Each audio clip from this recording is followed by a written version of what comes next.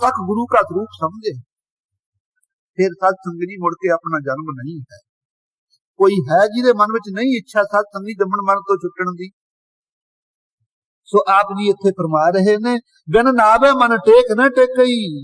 ये सिद्धो तुसीं किउं सानू अपने मत दे साधन दर्शाउने हो कि इधर आ जाओ, ਅਸੀਂ ਤੁਹਾਡਾ ਹੰਕਾਰ ਕੱਢਣ ਵਾਸਤੇ ਆਏ ਆ। ਜਿੰਨਾ ਚਿਰ ਤੁਹਾਡਾ ਹੰਕਾਰ ਹੈ ਨਾ, ਤੁਹਾਡਾ ਹੰਕਾਰ ਤੁਹਾਡੇ ਯੋਗ ਸਾਧਨਾ ਦਾ ਫਲ ਨਹੀਂ ਤੁਹਾਨੂੰ ਮਿਲਣ ਦੇਵੇਗਾ।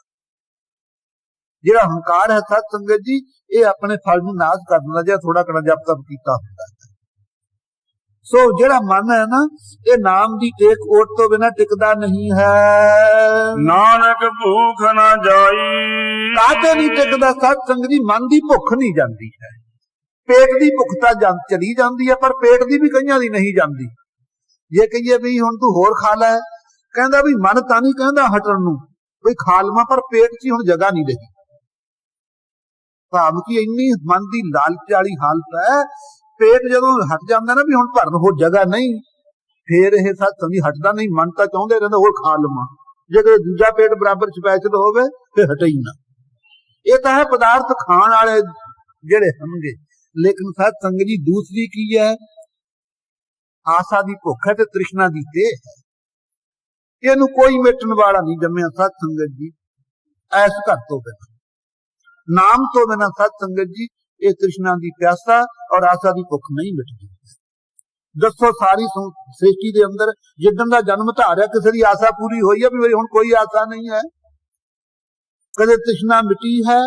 इको ही संसार दे उत्ते वस्तु है जिहड़ी कदे घटदी नहीं, वधदी होई वधदी है, तृष्णा है।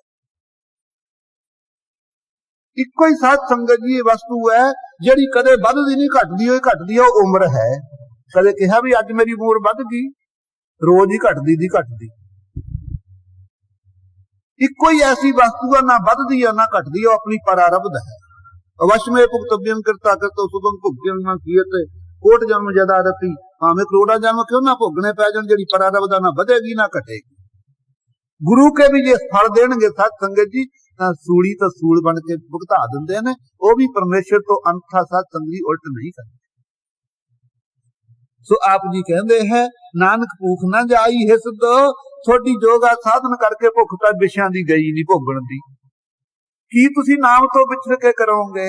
इस करके नाम दी ओट लवो। हाट पटन घर गुरु दिखाया।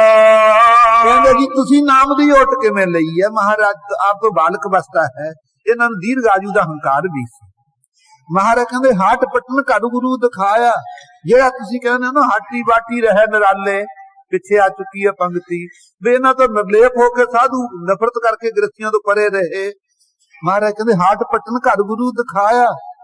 हट्टां दे विच भी इत्थे पटन बाजारां दे विच बड़ी बड़ियां हट्टां रौनकां ने, ते घरां दे विच भी जिथे लोक बसदे ने, सारियां विच गुरु अकाल पुरख अंतरजामी ने सानू ब्रह्म ही दिखा दिता है।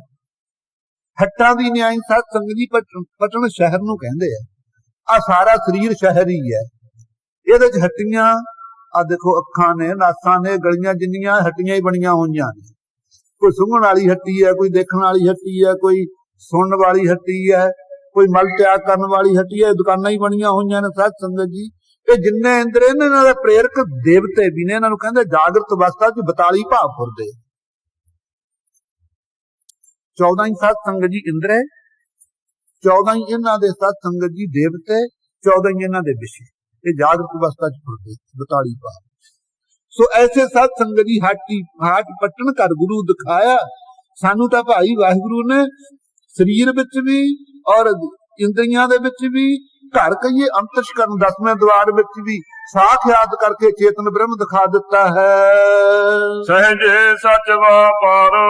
हुण असीं सहजे शांति पूर्वक सच्चे नाम दा व्यापार जपण जपाउण दा करदे हां। जे महाराज जी व्यापार ना तोरदे जपण जपाउण दा तां अज आपां भी ना व्यापार करदे। जेड़ा कित्ता प्यो करदा पुੱਤ कुदरती करन लग जांदा है। इसे तरह सत संगत जी गुरु साहब ने जपण जपाउण दा व्यापार चालू कीता। आपां भी भाई जप जपा रहे हैं रल के। खंड ते निंदा अल्प आहारंग। किन्ही बन गया कांसी तांबा, किन्ही लौंग सुपारी, संतो बन गया नाम गोविंद का ऐसी खेप हमारी। किसी ने कोई व्यापार कीता, लेकिन गुरसिखां ने तो भाई नाम का ही व्यापार किया। ਖੰਡਤ ਨਿੰਦਰਾ ਅਲਪ ਆਹਾਰੰ ਨਾਨਕ ਤਤ ਵਿਚਾਰੋ। ਸਮਾਪਤੀ ਤੇ ਕਹਿ ਰਹੇ ਹੈ ਕਿ ਜਿਹੜੀ ਨਿੰਦਰਾ ਤੁਹਾਨੂੰ ਤੰਗ ਕਰਦੀ, ਤੰਦਰਾ ਨਿੰਦਰਾ ਹੁੰਦੀ ਹੈ ਸਤ ਸੰਗ ਜੀ, ਉਹ ਤੰਗ ਕਰਦੀ। ਨੀਂਦ ਹੈ ਵਸਤੂ ਕੀ? ਜਿੰਨੀਆਂ ਸਤ ਸੰਗ ਜੀ ਚਿੱਤ ਦੀਆਂ ਬਿਰਤੀਆਂ ਨੇ ਨਾ, ਇਹਨਾਂ ਨੂੰ ਅਭਾਵ ਕਰਨ ਵਾਲਾ ਤਮੋ ਗੁਣ ਹੈ। ਤਮੋ ਗੁਣ ਨੂੰ ਵਿਸ਼ੇ ਕਰਨ ਵਾਲੀ ਜਿਹੜੀ ਬਿਰਤੀ ਹੈ ਉਹਦਾ ਨਾਮ ਨਿੰਦਰਾ ਹੈ। ਯੋਗ ਸ਼ਾਸਤਰ ਵਿੱਚ ਵੀ ਕਥਨ ਕੀਤਾ ਹੈ। ਇਸੇ ਤਰ੍ਹਾਂ ਹੋਰ ਵੀ ਵਿਚਾਰ ਹੈ। ਦਿਮਾਗ ਜਿਸ ਵੇਲੇ ਥੱਕ ਜੇ ਨਾ ਪੜ੍ਹਦਿਆਂ ਇਹਦੇ ਚ ਸਤ ਸੰਗ ਜੀ ਖੂਨ ਦਾ ਦੌਰਾ ਘਟ ਜੇ, ਉਸ ਵੇਲੇ ਥੋੜੀ ਜਿਹੀ ਆਲਸ ਆਉਂਦੀ ਹੈ, ਫਿਰ ਨਿੰਦਰਾ ਆਉਂਦੀ ਹੈ। ਨਿੰਦਰਾ ਲੈ ਕੇ ਸੌਂ ਲਓ, ਫਿਰ ਆਰਾਮ ਆ ਜਾਂਦਾ, ਸਤ ਸੰਗ ਜੀ ਤਰ ਤਾਜ਼ਾ ਫਿਰ ਹੋ ਜਾਈਦਾ। ਸੋ ਐਸੀ ਜਿਹੜੀ ਨਿੰਦਰਾ ਬਿਰਤੀ ਹੈ, ਮਹਾਰਾਜ ਜੀ ਕਹਿੰਦੇ ਖੰਡਤ ਨਿੰਦਰਾ ਅਲਪ ਆਹਾਰੰ। ਅਸੀਂ ਨਿੰਦਰਾ ਖੰਡ ਦਿੱਤੀ ਹੈ, ਤੁਹਾਨੂੰ ਤਾਂ ਤੰਦਰਾ ਨਿੰਦਾ ਤੰਗ ਕਰਦੀ ਹੈ, ਅਸੀਂ ਨਿੰਦਰਾ ਦਾ ਤਿਆਗ ਕਰ ਦਿੱਤਾ ਹੈ। ਥੋੜਾ ਖਾਂਦੇ ਹਾਂ, ਜਿੰਨਾ ਜ਼ਿਆਦਾ ਖਾਵੇ ਉਹਨਾਂ ਨੀਂਦ ਵੀ ਜ਼ਿਆਦਾ ਆਉਂਦੀ ਹੈ, ਜਿੰਨਾ ਭੋਜਨ ਥੋੜਾ ਖਾਵੇ ਉਹਨਾਂ ਨੀਂਦ ਘੱਟ ਆਵੇ। ਸੋ ਖੰਡਤ ਨਿੰਦਰਾ, ਅਸੀਂ ਨਿੰਦਰਾ ਵੀ ਖੰਡ ਦਿੱਤੀ ਹੈ, ਘੱਟ ਦਿੱਤੀ ਹੈ। ਪ੍ਰਤੱਖ ਵੀ ਦੂਸਰੀ ਨਿੰਦਿਆ ਸੱਚ ਵੀ ਵਿਦਿਆ ਦੀ ਨਿੰਦਰਾ ਹੈ, ਮਾਇਆ ਦੇ ਮੋਹ ਦੀ ਨਿੰਦਰਾ ਹੈ। ਇਹ ਨਿੰਦਰਾ ਕੱਟ ਦਿੱਤੀ। ਅਲਪ ਆਹਾਰੰ, ਭੋਜਨ ਵੀ ਥੋੜਾ ਹੀ ਛਕਦੇ ਹਾਂ।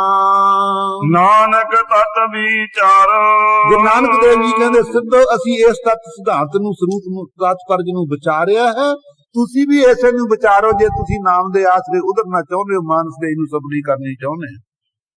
ਸੋ ਸਤ ਸੰਗਤ ਜੀ, ਵਡਿਆਈ ਜਿਹੜੀ ਕਰਾਉਣੀ ਹੈ ਇਹ ਵੀ ਆਹਾਰ ਹੀ ਹੈ। ਜਿਵੇਂ ਭੋਜਨ ਆਹਾਰ ਹੈ ਨਾ, ਵਡਿਆਈ ਵੀ ਖੁਰਾਕ ਹੈ। ਜੇ ਕਿਸੇ ਦੀ ਨਰਾਦਰੀ ਹੋ ਜਾਏ ਬਸ ਜਮਾ ਹੀ ਮਰ ਜਾਂਦਾ, ਕਹਿੰਦਾ ਬਈ ਉਹ ਜੇ ਵਡਿਆਈ ਕਰੀਏ ਉਹਨੂੰ ਭੁੱਖ ਹੀ ਨਹੀਂ ਲੱਗਦੀ, ਕਹਿੰਦਾ ਅੱਜ ਤਾਂ ਮੇਰੀ ਵਡਿਆਈ ਹੋ ਰਹੀ ਹੈ, ਕਿ ਵਡਿਆਈ ਜੋ ਖਾ ਲਈ ਉਸਨੇ। ਕੋਈ ਸਾਧੂ ਸੀ ਸਤ ਸੰਗਤ ਜੀ, ਸਾਰੇ ਇਲਾਕੇ 'ਚ ਘੁੰਮਿਆ ਹੋਇਆ, ਉਹ ਸਾਲ ਬਾਅਦ ਚਲੀਸਾ ਕੱਢਿਆ ਕਰੇ, ਉਦੋਂ ਬਾਅਦ 40 ਦਿਨ ਛਕਿਆ ਕੁਛ ਨਾ ਕਰੇ। ਲੋਕਾਂ ਨੂੰ ਕਿਹਾ ਕਰੋ ਮੇਰਾ ਫਿਰ ਸੋਨੇ ਦੀ ਪਾਲਕੀ 'ਚ ਬਹਾ ਕੇ ਜਲੂਸ ਕੱਢਿਓ। ਸਾਰੇ ਲੋਕ ਬੜੀ ਸਿਫਤ ਕਰ ਵੀ ਸਾਡੇ ਸੰਤ ਤਾਂ ਸਾਲ ਬਾਅਦ ਚਲੀਸਾ ਕੱਢਦੇ, ਕੁਝ ਨਹੀਂ ਖਾਂਦੇ, ਨਾ ਪਾਣੀ ਪੀਂਦੇ, ਨਾ ਕੋਈ ਰੋਟੀ ਖਾਂਦੇ, ਬੜੀਆਂ ਸਿਫਤਾਂ। ਹੁਣ ਕੋਈ ਸਾਧੂ ਭਜਨਾ ਨੰਦੀ ਸੀ ਬਾਹਰੋਂ ਆ ਗਿਆ, ਲੋਕਾਂ ਨੂੰ ਕਹਿੰਦਾ ਵੀ ਤੁਹਾਡਾ ਸਾਧ ਰੋਟੀ ਨਹੀਂ ਖਾਂਦਾ? ਕਹਿੰਦੇ ਨਹੀਂ। ਕਹਿੰਦੇ ਖਾਂਦਾ ਜ਼ਰੂਰ ਹੋਊ ਕੁਛ। ਕਹਿੰਦੇ ਨਾ ਜੀ ਅਸੀਂ ਬਾਹਰੋਂ ਦੇਣ ਵਾਲੇ ਅਸੀਂ ਹੋਈਆਂ, ਕੁਝ ਨਹੀਂ ਖਾਂਦਾ। ਕਹਿੰਦੇ ਫਿਰ ਕੀ ਕਰਦੇ ਹੋ? ਕਹਿੰਦੇ ਜਿੱਦਣ ਉਹਨੇ ਨਿਕਲਣਾ ਹੁੰਦਾ ਨਾ ਅਸੀਂ ਫਿਰ ਬੈਂਡ ਬਾਜੇ ਲਿਜਾਨੇ ਆ, ਉੱਥੇ ਬਹੁਤ ਸਾਰੀਆਂ ਰੌਣਕਾਂ ਕਰਦੇ ਆ, ਫਿਰ ਉਸ ਨੂੰ ਅਸੀਂ ਰੂਹ ਦੇ ਉੱਤੇ ਪਾ ਕੇ ਐਨ ਚੰਗੀ ਤਰ੍ਹਾਂ ਉਹਦੀ ਮਾਰਸ਼ ਕਰਦੇ ਆ। ਜਦੋਂ ਉਸ ਨੂੰ ਐਨ ਸੋਝੀ ਆ ਜਾਏ, ਸਾਵਧਾਨ ਹੋ ਜਾਏ, ਸਤਕਾਰ ਦੇ ਨਾਲ ਸੋਨੇ ਦੀ ਪਾਲਕੀ 'ਚ ਬਿਠਾ ਕੇ ਫਿਰ ਸਾਰੇ ਇਲਾਕੇ ਜਲੂਸ ਕੱਢਦੇ ਆ, ਸਤਕਾਰ ਕਰਦੇ ਆ। ਕਹਿੰਦੇ ਲੋ ਤੁਸੀਂ ਇਉਂ ਕਰੋ, ਫਿਰ ਉਹ ਵਡਿਆਈ ਦੀ ਖੁਰਾਕ ਖਾਂਦਾ ਜੇ ਰੋਟੀ ਨਹੀਂ ਖਾਂਦਾ। ਤੁਸੀਂ ਇਉਂ ਕਰੋ, ਐਤਕੀ ਨਾ ਬੈਂਡ ਬਾਜੇ ਲਿਜਾਇਓ, ਉਹ ਭਾਵੇਂ ਉਡੀਕਦਾ ਰਹੇ, ਤੁਸੀਂ ਉਹਨੂੰ ਕੱਢਣ ਨਾ ਜਾਇਓ, ਆਪੇ ਨਿਕਲ ਆਊਗਾ।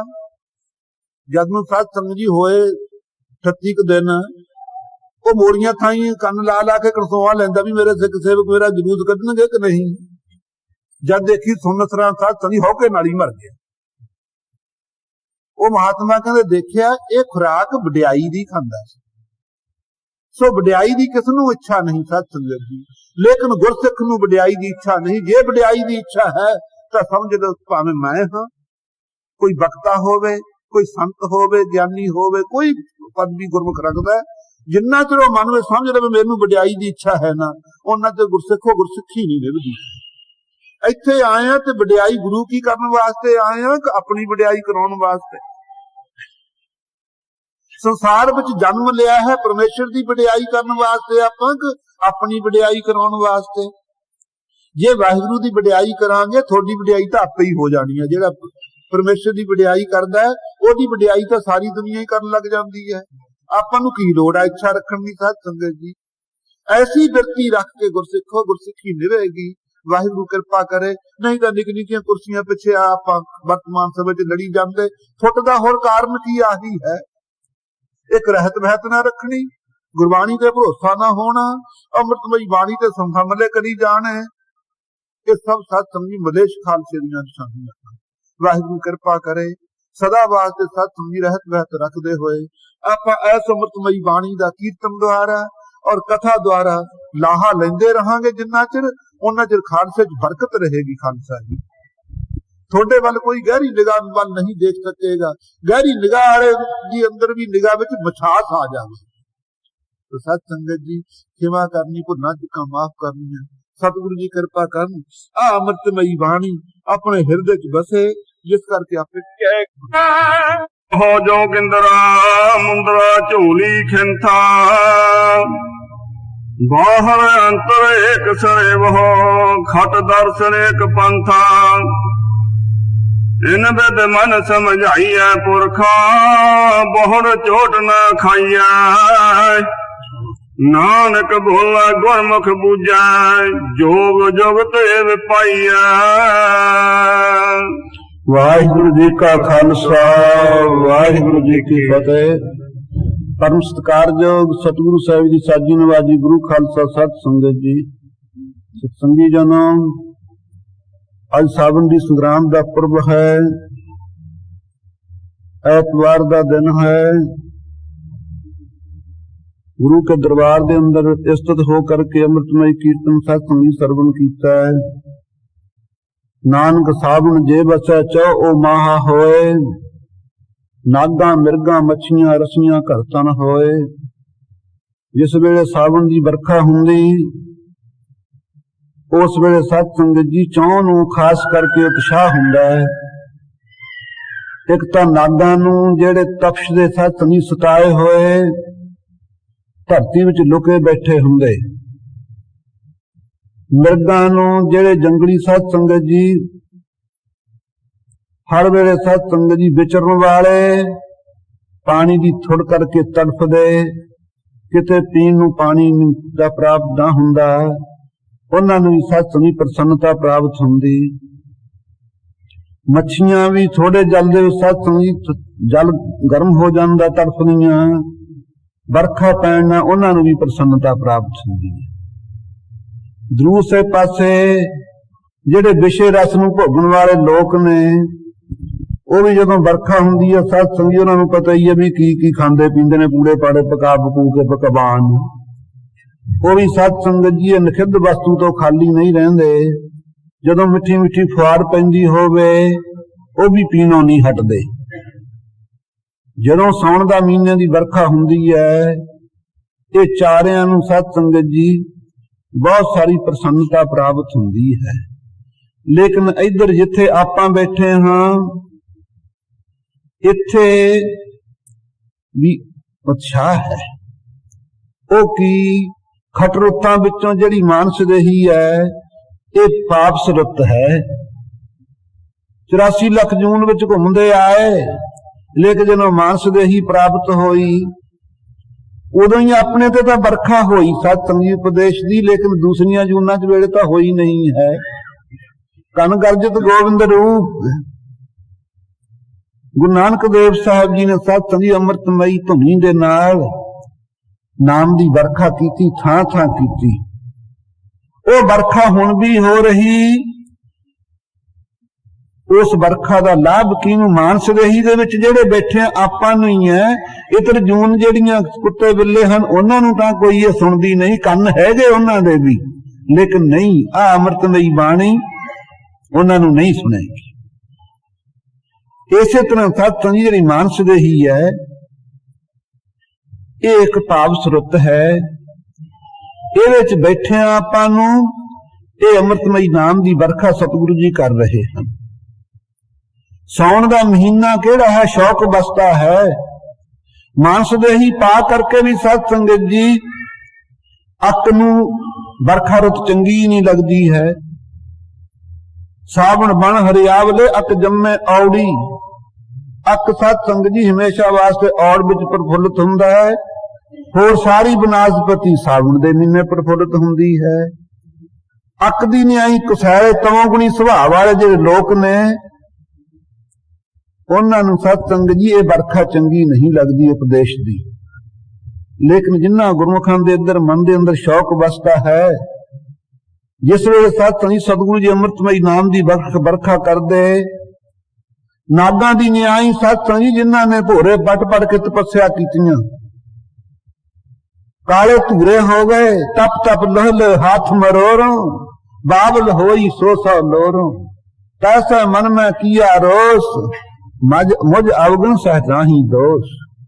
ਇੰਨੀਆਂ ਜਿਨ੍ਹਾਂ ਨੇ ਸਤਸੰਗ ਜੋਧੜੀਆਂ ਮਿਹਨਤਾਂ ਕੀਤੀਆਂ, ਇਹੋ ਜਿਹੇ ਜਿਹੜੇ ਸਤਸੰਗ ਜੀ ਨਾਗਾ ਮਨਿੱਧ ਹਨ, ਉਹਨਾਂ ਨੂੰ ਬੜੀ ਪ੍ਰਸੰਨਤਾ ਹੋਈ ਜਦੋਂ ਮਹਾਰਾਜ ਜੀ ਨੇ ਅੰਮ੍ਰਿਤਮਈ ਨਾਮ ਦੀ ਵਰਖਾ ਕੀਤੀ।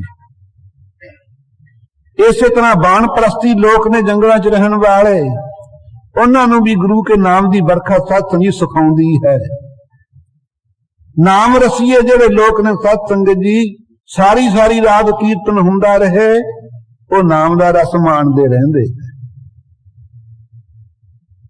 ਸੋ ਐਸੇ ਜਿਹੜੇ ਗੁਰਮੁਖ ਨੇ ਸਤਸੰਗ ਜੀ, ਉਹਨਾਂ ਨੂੰ ਉਤਸ਼ਾਹ ਹੈ। ਆ ਅੰਮ੍ਰਿਤਮਈ ਨਾਮ ਦੀ ਵਰਖਾ ਹੁੰਦੀ ਹੈ, ਸ਼ੌਕ ਵਸਤਾ ਸਾਵਣ ਦਾ ਮਹੀਨਾ ਹੈ। ਹੰਸ ਹੇਤਕ ਲੋਭ ਕੋ ਵਿਚਾਰੇ ਨਦੀਆਂ ਅੱਗ, ਪਵਾ ਦੱਜਾ ਨਾਨਕਾ ਤਰੀਆ ਕਰਮੀ ਲੱਗ। ਚਾਰ ਨਦੀਆਂ ਚੱਲਦੀਆਂ ਸੰਸਾਰ ਦੇ ਅੰਦਰ, ਪਾਣੀ ਦੀਆਂ ਨਦੀਆਂ ਤਾਂ ਸਭ ਨੇ ਦੇਖੀਆਂ, ਕਦੇ ਅਗਨੀ ਦੀਆਂ ਨਦੀਆਂ ਨਾ ਚੱਲਦੀਆਂ ਦੇਖੀਆਂ। ਭਾਵੇਂ ਸਮੁੰਦਰਾਂ 'ਚ ਪੜੇ ਲੋਕ ਕਹਿੰਦੇ ਵੀ ਕਰੰਟ ਸਨ, ਗਰਮ ਪਾਣੀ ਦੇ ਦਰਿਆ ਵੀ ਚੱਲਦੇ ਹੈ, ਲੇਕਿਨ ਸਤਸੰਗ ਜੀ ਇਸ ਖੁਸ਼ਕ ਧਰਤੀ ਦੇ ਜਿੱਥੇ ਆਪਣਾ ਨਿਵਾਸ ਹੈ, ਇੱਥੇ ਤਾਂ ਠੰਡੇ ਹੀ ਦਰਿਆ ਚੱਲਦੇ, ਲੇਕਿਨ ਅੱਗ ਦੀ ਨਦੀ ਨਾ ਕਿਤੇ ਚੱਲਦੀ ਦੇਖੀ। ਕਾਮ ਦੀ ਨਦੀ ਹੈ, ਫੂਕ ਕੇ ਰੱਖਦੀ, ਹੈ ਕਾਮੰ ਨਰਕ ਬਸਰਾਮੰ ਬੋ ਜੋਨੀ ਪ੍ਰਮਾਵਨ ਹੈ, ਹੈ ਕਲਮੂਲ ਕ੍ਰੋਧੰ ਕਦੰਚ ਕਰਨਾ ਨਾ ਉਪਰ ਜਾਤਾ ਹੈ। ਐਸੀਆਂ ਸਤ ਸੰਗਤ ਜੀ ਮੋਹ ਦੀ ਨਦੀ ਹੋਈ, ਕਾਮ ਦੀ ਨਦੀ ਹੋਈ, ਇਹ ਸਾਰੀਆਂ ਸਤ ਜੀ ਨਦੀਆਂ ਨੂੰ ਠੰਡ ਪਾਉਣ ਵਾਲੀਆਂ ਜਿਹੜੀਆਂ ਨਦੀਆਂ ਨੇ, ਉਹ ਐਸ ਘਰ ਦੇ ਅੰਦਰ ਪ੍ਰਵਾਹ ਚੱਲਦਾ, ਕਰਨਾ ਮੁਦਤਾ ਮੈਤਰੀ ਅਪੇਖਾ ਆਦਿਕ। ਉਹ ਨਦੀਆਂ ਸਤ ਜੀ ਜਿਨ੍ਹਾਂ ਗੁਰਮੁਖਾਂ ਦੇ ਹਿਰਦੇ ਦੇ ਉੱਤੇ ਸਤਿਗੁਰਾਂ ਨੇ ਨਾਮ ਦੀ ਵਰਖਾ ਕੀਤੀ ਹੈ, ਉਹਨਾਂ ਗੁਰਮੁਖਾਂ ਦੇ ਹਿਰਦੇ 'ਚ ਐਸੀਆਂ ਨਦੀਆਂ ਚੱਲਦੀਆਂ ਜਿਹੜੀਆਂ ਹਿਰਦੇ ਨੂੰ ਸਤਸੰਗ ਜੀ ਸ਼ਾਂਤ ਕਰਦੀਆਂ। ਸੋ ਪ੍ਰੇਮੀ ਜਨੋ, ਜਿੱਥੇ ਸਤਿਗੁਰੂ ਅਰਜਨ ਦੇਵ ਸਾਹਿਬ ਜੀ ਨੇ 12 ਮਹਾ ਉਚਾਰਨ ਕੀਤਾ, ਉੱਥੇ ਸਤਿਗੁਰੂ ਨਾਨਕ ਦੇਵ ਜੀ ਨੇ ਵੀ ਕਿਰਪਾ ਕੀਤੀ, ਤੁਖਾਰੀ ਰਾਗ ਦੇ ਅੰਦਰ ਸਤਸੰਗ ਜੀ 12 ਮਹਾ ਉਚਾਰਨ ਕੀਤਾ ਹੈ। ਸਾਵਣ ਸਰਸ ਮਨਾ ਘਨ ਵਰਸਾ ਉਤੇ ਆਏ, ਮੈਂ ਮਨ ਮਨ ਤਨ ਸੋ ਭਾਵੈ ਪਰ ਪਰਦੇਸ ਸੁਧਾਏ। ਫਿਰ ਘਰ ਨਹੀਂ ਆਵੈ ਮਰੀਆ ਹਾਵੈ ਦਮਨ ਚਮਕ ਡਰਾਏ, ਸੇਜ ਅਕੇਲੀ ਨੀਂਦ ਨਾ ਪਰ ਪਰਦੇਸ ਸੁਧਾਏ। ਇਤਾਦਿਕ ਸਤਸੰਗ ਜੀ ਪੰਕਤੀਆਂ ਦੁਆਰਾ ਆਪ ਜੀ ਨੇ ਤੁਖਾਰੀ ਰਾਗ ਦੇ ਅੰਦਰ ਸਭ ਤੋਂ ਪਹਿਲਾਂ ਗੁਰੂ ਨਾਨਕ ਦੇਵ ਜੀ ਨੇ 12 ਮਹਾ ਉਚਾਰਨ ਕੀਤਾ ਹੈ। ਇਹਨੂੰ ਰੂਪਕ ਅਲੰਕਾਰ ਕਹਿੰਦੇ ਹੈ। ਜਿਵੇਂ ਪਤੀ ਸਤੀ ਦਾ ਸਤਸੰਗ ਜੀ ਵਿਛੋੜਾ ਹੋਵੇ, ਉਹਨਾਂ ਨੂੰ ਹੀ ਪਤਾ ਹੈ ਵਿਛੋੜੇ ਦਾ ਦੁੱਖ, ਇਹ ਤਾਂ ਸੰਸਾਰਕ ਹੈ ਨਾ। ਇਸੇ ਤਰ੍ਹਾਂ ਜਗਿਆਸੂ ਨੂੰ ਜਿਸ ਵੇਲੇ ਵਾਹਿਗੁਰੂ ਵੱਲੋਂ ਵਿਛੋੜਾ ਹੈ, ਉਹੀ ਜਾਣਦਾ ਹੈ ਕਿ ਕਿੰਨਾ ਕੁ ਸੰਕਟ ਹੈ। ਸਤਸੰਗਤ ਜੀ, ਐਸੀ ਸੰਕਰਾਂਤ ਦੇ ਪੁਰਬ ਨੂੰ ਮਨਾਉਂਦੇ ਹੋਏ ਆਪਾਂ ਗੁਰੂ ਕੇ ਦਰਬਾਰ ਵਿੱਚ ਆਏ ਹਾਂ। ਨਿਧਾ ਪ੍ਰਤੀ ਇਹ ਕਥਾ ਵਿਚਾਰ ਚੱਲ ਰਹੀ। ਆਪ ਸਤਿਗੁਰੂ ਨਾਨਕ ਦੇਵ ਸਾਹਿਬ ਜੀ ਨੇ ਜਿਸ ਵੇਲੇ ਸਵੇਰ ਪਰਬਤ ਤੇ ਪਹੁੰਚੇ ਨੇ, ਸਿੱਧ ਹੰਕਾਰੀ ਲੋਕ ਸਤਸੰਗਤ ਜੀ ਬੜੀ ਬੜੀ ਆਜੂ ਧਾਰਨ ਵਾਲੇ, ਸਤਿਗੁਰੂ ਜੀ ਨੂੰ ਬਾਲਕਾ ਸਮਝਣ ਵਾਲੇ ਬਹੁਤ ਸਾਰੇ ਪ੍ਰਸ਼ਨ ਕਰਨ ਲੱਗੇ। ਜਿਉਂ-ਜਿਉਂ ਸਤਸੰਗ ਜੀ ਇਹ ਪ੍ਰਸ਼ਨ ਕਰਦੇ, ਤਿਉਂ ਤੋਂ ਸਤਿਗੁਰੂ ਜੀ ਉੱਤਰ ਦੇ ਰਹੇ ਹੈ। ਆਪ ਨੂੰ ਸਾਰੇ ਸਿੱਧਾਂ ਨੇ ਇਰਦ ਗਿਰਦ ਘੇਰ ਕੇ ਸਤਸੰਗਤ ਜੀ ਕਹਿਣਾ ਕੀਤਾ, ਹੇ ਜੋ ਬਾਲਕੇ, ਲੈ ਤੈਨੂੰ ਦਸੀਏ, ਤੂੰ ਭੇਖ ਜੋਗੀਆਂ ਵਾਲਾ ਗ੍ਰਹਿਣ ਕਰ ਲਾ। ਜੇ ਸਤਿਗੁਰੂ ਜੀ ਜੋਗੀ ਬਣ ਜਾਂਦੇ, ਖਾਲਸਾ ਜੀ ਆ ਗੁਰੂ ਕਾ ਸਿੱਖ ਪੰਥ ਖਾਲਸਾ ਕੌਣ ਪ੍ਰਗਟ ਕਰ ਦਿੰਦਾ। ਐਸੇ ਸਤਿਗੁਰੂ ਨਾਨਕ ਦੇਵ ਸਾਹਿਬ ਜੀ ਨੂੰ ਜੋ ਪ੍ਰਸ਼ਨ ਕੀਤੇ ਹੈ, ਉਹ ਆਪ ਬਿਰਤੀਆਂ ਨੂੰ ਕਾਗਰ ਕਰੋ। ਕਥਾ ਵਿੱਚ ਸਤਸੰਗ ਜੀ ਆਪਾਂ ਵਿਚਾਰ ਨਾ ਸੁਣੀਏ। ਦਰਸ਼ਨ ਭੇਖ ਕਰੋ ਜੋਗਿੰਦਰਾ, ਕਹਿੰਦੇ ਜੀ ਸਾਡਾ ਦਰਸ਼ਨ ਨਾ ਸਤਸੰਗਤ ਜੀ ਭੇਖ ਦਾ ਹੁੰਦਾ ਹੈ। ਖਟ ਦਰਸ਼ਨ ਮੰਨੇ ਨੇ ਜੋਗੀ, ਜੰਗਮ, ਸਰੇਵੜੇ, ਸੰਨਿਆਸੀ ਔਰ ਦਰਵੇਸ਼, ਛੇਵਾਂ ਜਾਮਾ ਵਿਪਰ ਕਾ ਜਾਮਾ ਮੀਨ ਨਾ ਮੇਖ। ਇਹ 6 ਭੇਖਾਂ ਨੂੰ 6 ਦਰਸ਼ਨ ਕਹਿੰਦੇ ਹੈ। ਇਹਨਾਂ ਸਾਰਿਆਂ ਵਿੱਚੋਂ ਸਤਸੰਗ ਜੀ ਸੰਨਿਆਸੀਆਂ, ਜੋਗੀਆਂ ਆਦਿਕਾਂ ਵਿੱਚੋਂ ਇਹ ਜੋਗੀਆਂ ਦੇ 12 ਪੰਥ ਮੰਨੇ ਨੇ। ਆਈ ਪੰਥ, ਕਨੀਫਾ ਪੰਥ, ਪਾਗਲ ਪੰਥ ਆਦਿਕ, ਜਿਹੜੇ ਕਿ ਗੋਰਖਨਾਥ ਨੇ ਪ੍ਰਗਟ ਕੀਤੇ ਨੇ। ਅੱਧਾ ਕੁ ਪੰਥ ਆ ਜਿਹੜੇ ਸੱਪ ਲਈ ਫਿਰਦੇ ਨੇ ਬੰਗਾਲੇ, ਉਹਨਾਂ ਨੂੰ ਵੀ ਜੋਗੀ ਕਹਿ ਦਿੰਦੇ ਆਪਾਂ ਪਿੰਡਾਂ ਦੇ ਵਿੱਚ। ਅੱਧਾ ਕੁ ਪੰਥ ਉਹ ਹੈ। ਇਸ ਕਰਕੇ ਸਤਸੰਗਤ ਜੀ 12.5 ਪੰਥ ਜੋਗੀਆਂ ਦੇ ਮੰਨੇ ਨੇ। ਇਹ ਕਹਿ ਰਹੇ ਨੇ, हे ਬਾਲਕੇ ਇਉਂ ਕਰ, ਬੜਾ ਦਰਸ਼ਨੀ ਸੋਹਣਾ ਦਿਦਾਰਿਆਂ ਵਾਲਾ ਭੇਖ ਹੈ। ਇਉਂ ਨਹੀਂ ਪਤਾ ਵੀ ਦਰਸ਼ਨੀ ਭੇਖ ਤਾਂ ਖਾਲਸੇ ਦਾ ਹੈ। ਹਰ ਕੋਈ ਦੇਖ ਕੇ ਦੰਗ ਰਹਿ ਜਾਂਦਾ ਹੈ ਕਿ ਇਹੋ ਜਿਹਾ ਪੰਥ ਖਾਲਸਾ ਮਹਾਰਾਜ ਜੀ ਨੇ ਰਚਿਆ ਹੈ। ਸੋ ਇਹ ਆਪਣੇ ਭੇਖ ਨੂੰ ਉੱਤਮ ਕਰ ਮੰਨਦੇ ਐ। ਕਹਿੰਦੇ ਤੂੰ ਜੋਗੀਆਂ ਦਾ ਫਿਰ ਈਸ਼ਵਰ ਮੁਖੀ ਬਣਾ ਦੇਾਂਗੇ ਤੈਨੂੰ, ਤੂੰ ਜੋਗੀ ਬਣ ਜਾ। ਮੁੰਦਰਾ ਝੋਲੀ ਖਿੰਥਾ, ਕੰਨ ਪਾੜ ਕੇ ਮੁੰਦਰਾ ਪਾ ਲਾ, ਇੱਕ ਝੋਲੀ ਪਵਾ ਦਿੰਦੇ, ਕਹਿੰਦੇ ਘਰ ਘਰ ਮੰਗਣਾ ਪਊਗਾ। ਲੇਕਿਨ ਇਉਂ ਨਹੀਂ ਪਤਾ ਕਿ ਐਸੇ ਗੁਰੂ ਕੇ ਸਿੱਖ ਪ੍ਰਗਟ ਕਰਦੇ ਨੇ ਕਿ ਸਾਰੀ ਦੁਨੀਆ ਨੂੰ ਭੋਜਨ ਛਕਾ ਦਿਆ ਕਰਨਗੇ, ਆਪ ਤਾਂ ਕੀ ਮੰਗਣਾ ਹੈ ਮਹਾਰਾਜ ਜੀ ਨੇ। ਕਹਿੰਦੇ ਇਉਂ ਕਰੋ, ਇੱਕ ਝੋਲੀ ਪਾ ਲਓ ਮੰਗਣ ਵਾਸਤੇ, ਮੁੰਦਰਾ ਕੰਨ ਪਾੜ ਕੇ ਪਾ ਲਓ, ਖਿੰਥਾ ਖਫਣੀ ਪਾ ਲਓ ਇੱਕ। ਬਾਰਹ ਅੰਤਰ ਏਕ ਸਰੇ ਵੋ, ਖੱਟ ਦਰਸ਼ਨ ਇੱਕ ਪੰਥਾ। 6 ਭੇਖਾਂ ਵਿੱਚੋਂ ਇੱਕੋ ਹੀ ਸਾਡਾ ਜੋਗੀਆਂ ਦਾ ਪੰਥ ਹੈ। ਇਹਦੇ ਚ 12 ਭੇਤ ਨੇ, ਉਹਨਾਂ ਵਿੱਚੋਂ ਇੱਕ ਆਈ ਪੰਥ ਮੁਖੀ ਮੰਨਿਆ, ਉਹਦਾ ਸੇਵਨ ਕਰ। ਇਹ ਬਾਲਕੇ ਗੁਰੂ ਨਾਨਕ ਦੇਵ ਜੀ ਨੂੰ ਤਪਾ ਕਰਕੇ ਬੋਲਦੇ ਹੈ, ਉਹਦਾ ਪੂਜਨ ਕਰ। ਖਟ ਦਰਸ਼ਨ ਏਕ ਪੰਥਾ, ਇਹ ਮੁਖੀ ਭੇਖ ਹੈ ਸਾਡਾ ਜੋਗੀਆਂ ਦਾ। ਇਨ ਬਿਦ ਮਨ ਸਮਝਾਈਐ ਪੁਰਖਾ, ਇਹ ਸਾਧ ਸੰਗਤ ਜੀ 5 ਪ੍ਰਸ਼ਨ ਕਰ ਦਿੱਤੇ ਕਿ ਇੱਕ ਤਾਂ ਸਾਡੇ ਭੇਖ ਵਿੱਚ ਆ ਜਾ, ਕੰਨ ਪੜਵਾ ਲੈ, ਮੁੰਦਰਾ ਪਾ ਲੈ, ਝੋਲੀ ਲੈ ਲੈ ਮੰਗਣ ਵਾਸਤੇ, ਖਫਣੀ ਪਾ ਲੈ, ਤੇ ਆਈ ਪੰਥ ਨੂੰ ਸਾਡੇ ਨੂੰ ਪੂਜਿਆ ਕਰ। ਇਹ 5 ਪ੍ਰਸ਼ਨ ਕਰਕੇ ਸਾਧ ਸੰਗਤ ਜੀ ਇਹ ਕਹਿ ਰਹੇ ਨੇ ਕਿ ਮੁੰਦਰਾ ਜਿਸ ਵੇਲੇ ਪਾਉਂਦੇ ਨੇ ਜੋਗੀ ਲੋਕ, ਪਹਿਲਾਂ ਸਾਧ ਸੰਗਤ ਜੀ ਚੇਲੇ ਨੂੰ ਨਾ ਲੱਕ ਜਿੰਨਾ ਟੋਆ ਪੱਟ ਕੇ ਉਹਦੇ 'ਚ ਖੜਾ ਕਰਕੇ ਦੱਬ ਲੈਂਦੇ ਆ ਮਿੱਟੀ ਪਾ ਕੇ। 2 ਜਣੇ ਬਾਹਾਂ ਫੜ ਲੈਂਦੇ ਆ, ਲੈ ਕੇ ਛੁਰੀ ਤੀਜਾ ਕੰਨ ਪਾੜਦਾ। ਫਿਰ ਜਦੋਂ ਕੰਨ ਪਾੜਦਾ ਬੇਅੰਤ ਖੂਨ ਨਿਕਲਦਾ, ਝੰਗਾੜਾ ਮਾਰਦਾ, ਫਿਰ ਹਿੱਲ ਤਾਂ ਹੀ ਨਾ ਸਕਦਾ, ਕਿਸੇ ਪਾਸੇ ਨੱਠ ਨਹੀਂ ਸਕਦਾ। ਭਾਵੇਂ ਮਗਰੋਂ ਪੀਪਾ ਘਿਓ ਦਾ ਦਿੰਦੇ ਆ ਖਾਣ ਨੂੰ ਸਾਧ, ਪਰ ਘਿਓ ਪੀਪਾ ਕੀ ਕਰੇਗਾ ਸਾਧ ਸੰਗਤ, ਜਦੋਂ ਪਹਿਲਾਂ ਤਾਂ ਅੜਾਟ ਪਵਾ ਦੇਣਾ। ਜੋਗੀ ਬਣਨਾ ਕਿਤੇ ਸਿਖਾਲਾ ਹੈ। ਇਸ ਕਰਕੇ ਮਹਾਰਾਜ ਕਹਿੰਦੇ ਵੀ ਅਸੀਂ ਤਾਂ ਮੁੰਦਰਾ ਪਾਉਣ ਦੀ ਇੱਛਾ ਨਹੀਂ ਰੱਖਦੇ। ਕਹਿੰਦੇ ਲਾਭ ਕੀ ਹੋਊ ਤਾਂ ਦੱਸਦੇ ਹਨ। ਇਹੀ ਪੰਕਤੀ ਪੜੋ, ਇਨ ਬਿਦ ਮਨ ਸਮਝਾਈਐ ਪੁਰਖਾ, हे ਪੁਰਖ ਨਾਨਕ ਤਪੇ ਇਸ ਵਿਧੀ ਨਾਲ ਆਪਣੇ ਮਨ ਨੂੰ ਸਮਝਾ, ਜੋਗੀ ਬਣਨਾ ਕਰ। ਮੋਹਰ ਝੋਟ ਨਾ ਖਾਈਐ, ਜੇ ਤੂੰ ਸੱਟਾਂ ਨਹੀਂ ਖਾਵੇਂਗਾ ਕਿਹਦੀਆਂ ਜਮਾਂ ਦੀਆਂ। ਸਭ ਤੋਂ ਵੱਡੀ ਸਾਧ ਸੰਗਤ ਜੀ, ਕਬੀਰ ਜਮ ਕਾ ਠੇਂਗਾ ਬੁਰਾ ਹੈ, ਉਹ ਨਹੀਂ ਸਹਿਆ ਜਾਏ। ਜਿਹੜੀ ਜਮ ਦੀ ਸੱਟ ਹੈ ਨਾ, ਆਉਂਦਾ ਹੀ ਮਾਰ ਦਿੰਦਾ। ਕਹਿੰਦੇ ਵੀ ਬਸ ਟਿਕੇ ਚੜਾਈ ਕਰ ਗਿਆ, ਬੋਲਿਆ ਹੀ ਨਹੀਂ, ਉਹ ਤਾਂ ਬੜੇ ਚੰਗੇ ਭਾਗ ਸੀ। ਉਹ ਨਹੀਂ ਪਤਾ ਵੀ ਮਾਰੇ ਹੀ ਤਾਲੂਏ ਚ ਇਹੋ ਜਿਹਾ ਟਕਾ ਕੇ ਜਮ ਨੇ ਸਲੋਤਰ ਉਕਸਣ ਦਿੱਤਾ ਹੀ ਨਹੀਂ। ਸੋ ਉਹ ਜਿਹੜਾ ਜਮ ਹੈ ਉਹਦੀ ਸੱਟ ਨਹੀਂ ਖਾਵੇਂਗਾ। ਫਿਰ ਨਾਨਕ ਬੋਲਣਾ ਗੁਰਮੁਖ ਬੂਝਾ, ਗੁਰੂ ਨਾਨਕ ਦੇਵ ਜੀ ਗੁਰੂ ਅੰਗਦ ਦੇਵ ਜੀ ਨੂੰ ਕਹਿ ਰਹੇ ਨੇ, हे ਪੁਰਖਾ ਤੈਨੂੰ ਬੋਲ ਕੇ ਦੱਸਦੇ ਆ, ਸਾਨੂੰ ਜੋਗੀਆਂ ਨੇ ਇਹ ਸਿੱਖਿਆ ਦਿੱਤੀ ਜਦੋਂ ਅਸੀਂ ਸਵੇਰ ਪਰਬਤ ਤੇ ਗਏ, ਪ੍ਰੇਰਨਾ ਕੀਤੀ ਕਿ ਤੂੰ ਜੋਗੀ ਬਣ ਜਾ।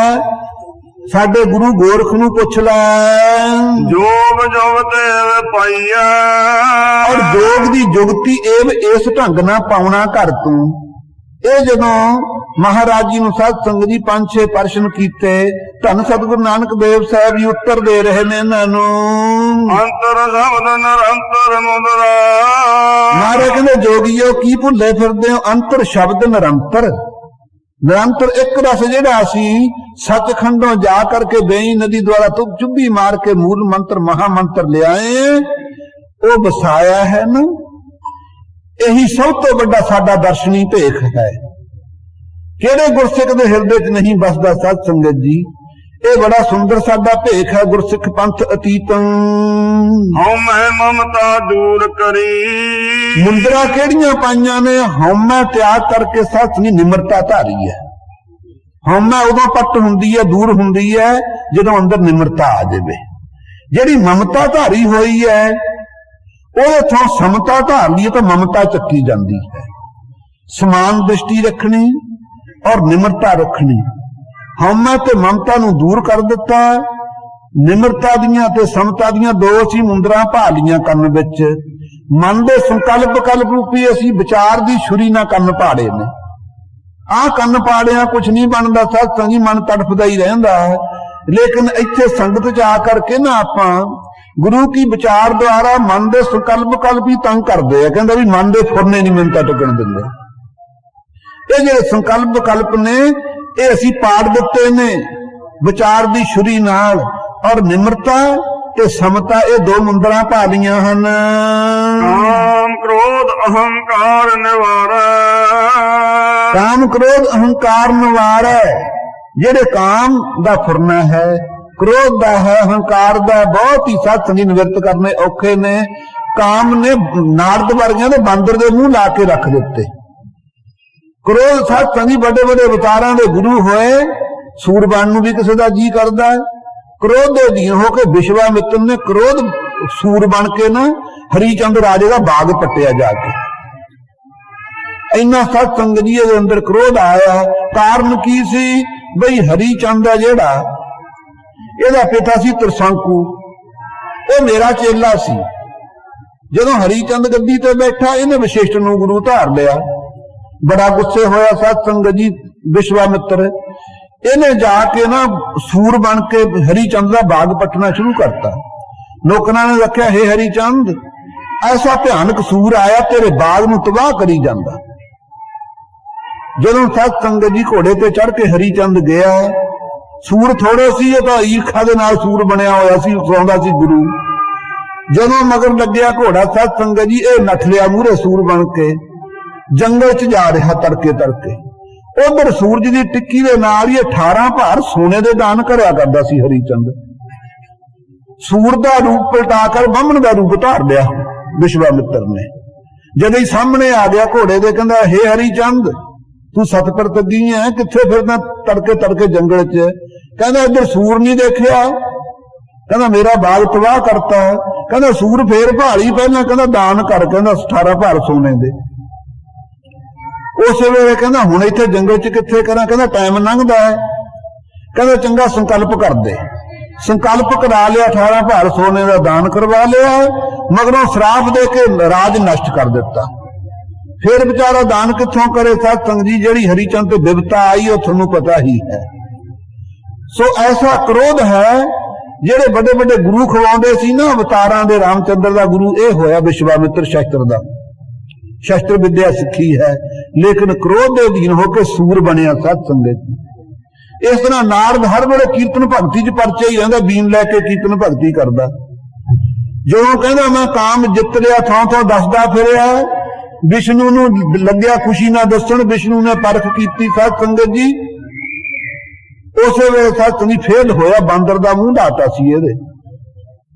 ਸੋ ਰਾਹ ਵਿਚਾਰ ਆਪ ਜੀ ਕਹਿ ਰਹੇ ਨੇ, ਪੜੋ ਕਾਮ ਕਾਮ ਕ੍ਰੋਧ ਅਹੰਕਾਰ ਨਿਵਾਰੈ। ਮਹਾਰਾਜ ਕਹਿੰਦੇ, ਸਿੱਧੋ ਜਿਹੜੇ ਕਾਮ ਤੇ ਕ੍ਰੋਧ ਅਹੰਕਾਰ ਦੀ ਨਿਵਰਤੀ ਕਰ ਲਈ ਆ ਅਸੀਂ, ਗੁਰ ਕੈ ਸ਼ਬਦ ਸੋ ਸਮਝ ਪਰੀ।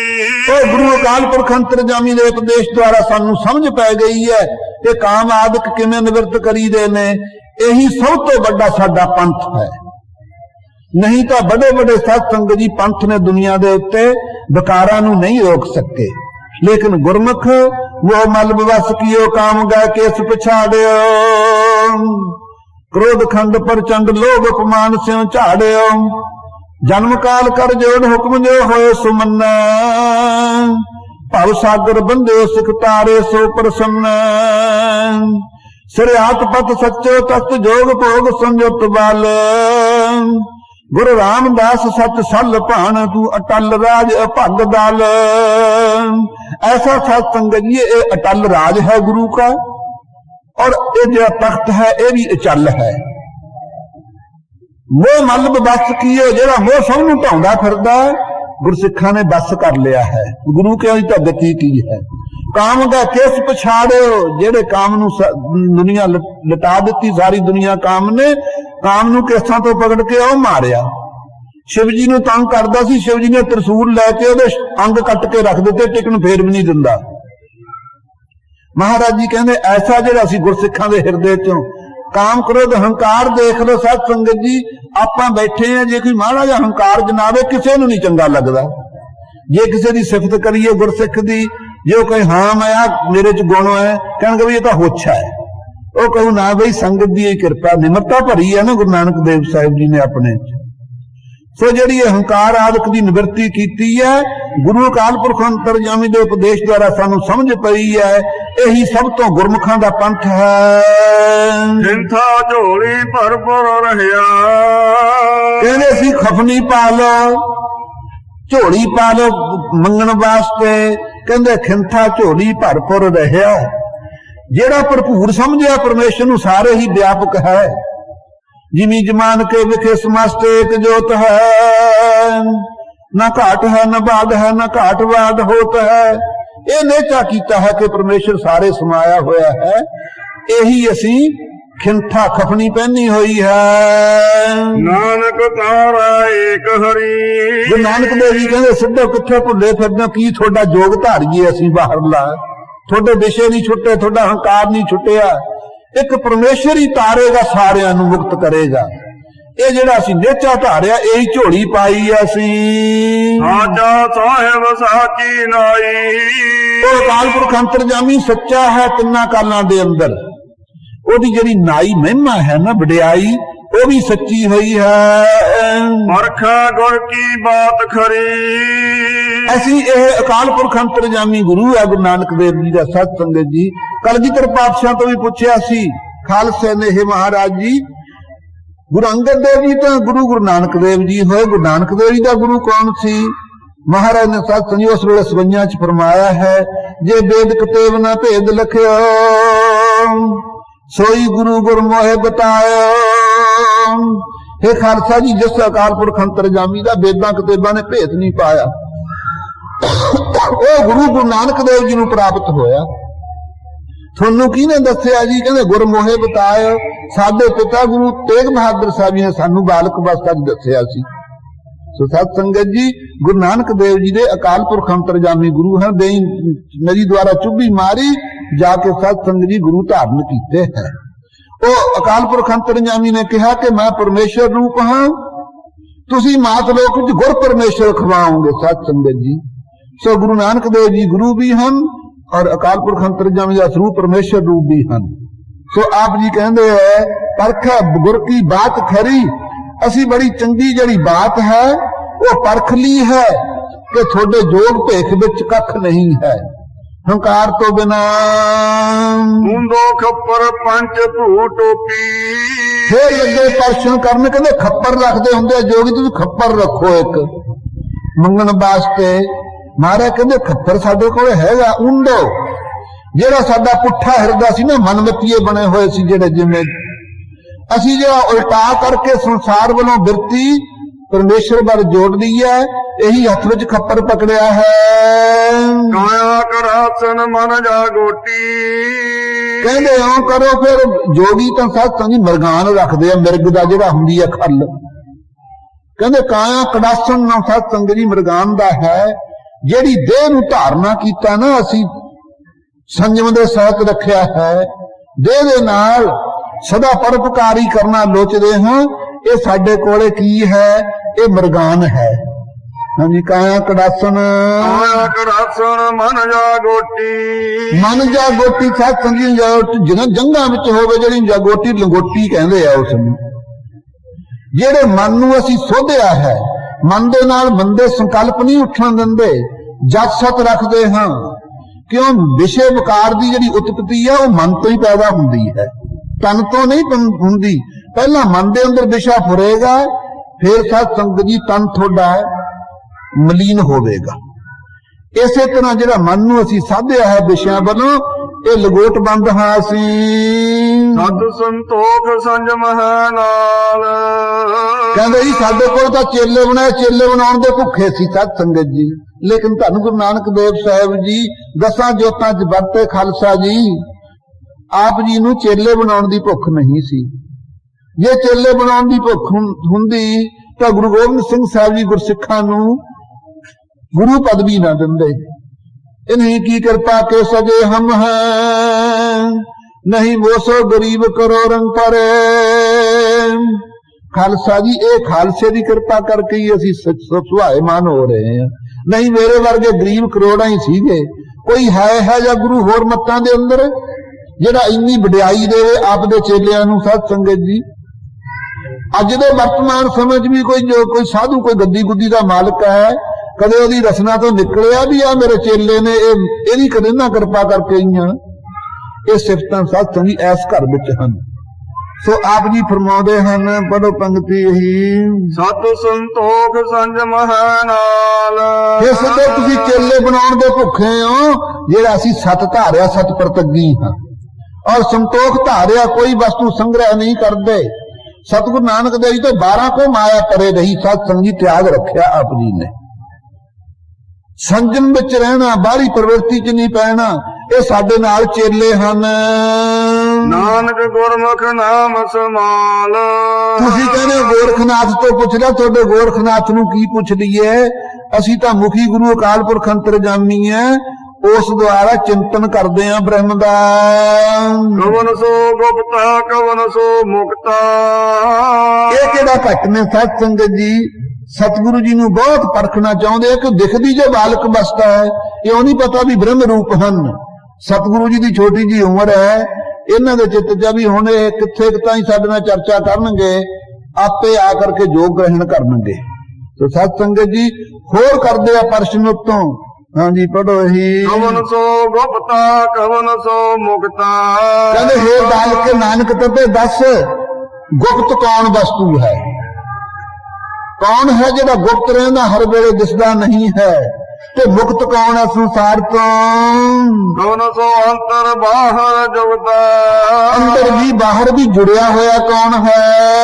ਕਵਨ ਸੋ ਆਵੇ ਕਵਨ ਸੋ ਜਾਏ। ਆਉਂਦਾ ਜਾਂਦਾ ਕੌਣ ਹੈ ਸੰਸਾਰ ਵਿੱਚ, ਉਹ ਵੀ ਦੱਸ ਦਿਓ। ਕਵਨ ਸੋ ਤ੍ਰੈ ਭਵਨ ਹਿਆ ਸਮਾਏ। ਆ ਤਿੰਨਾਂ ਭਵਨਾਂ ਵਿੱਚ ਜੋ ਪਰਮੇਸ਼ਰ ਸਤ ਸੰਗਤ ਜੀ ਵਿਆਪਕ ਰੂਪ ਆ, ਉਹਦੇ ਵਿੱਚ ਸਮਾ ਕੌਣ ਰਿਹਾ ਹੈ? ਇਹ ਪ੍ਰਸ਼ਨ ਕਰ ਰਹੇ ਨੇ ਬਹੁਤ ਸਾਰੇ ਇਕੱਠੇ ਹੀ ਸਿੱਧ।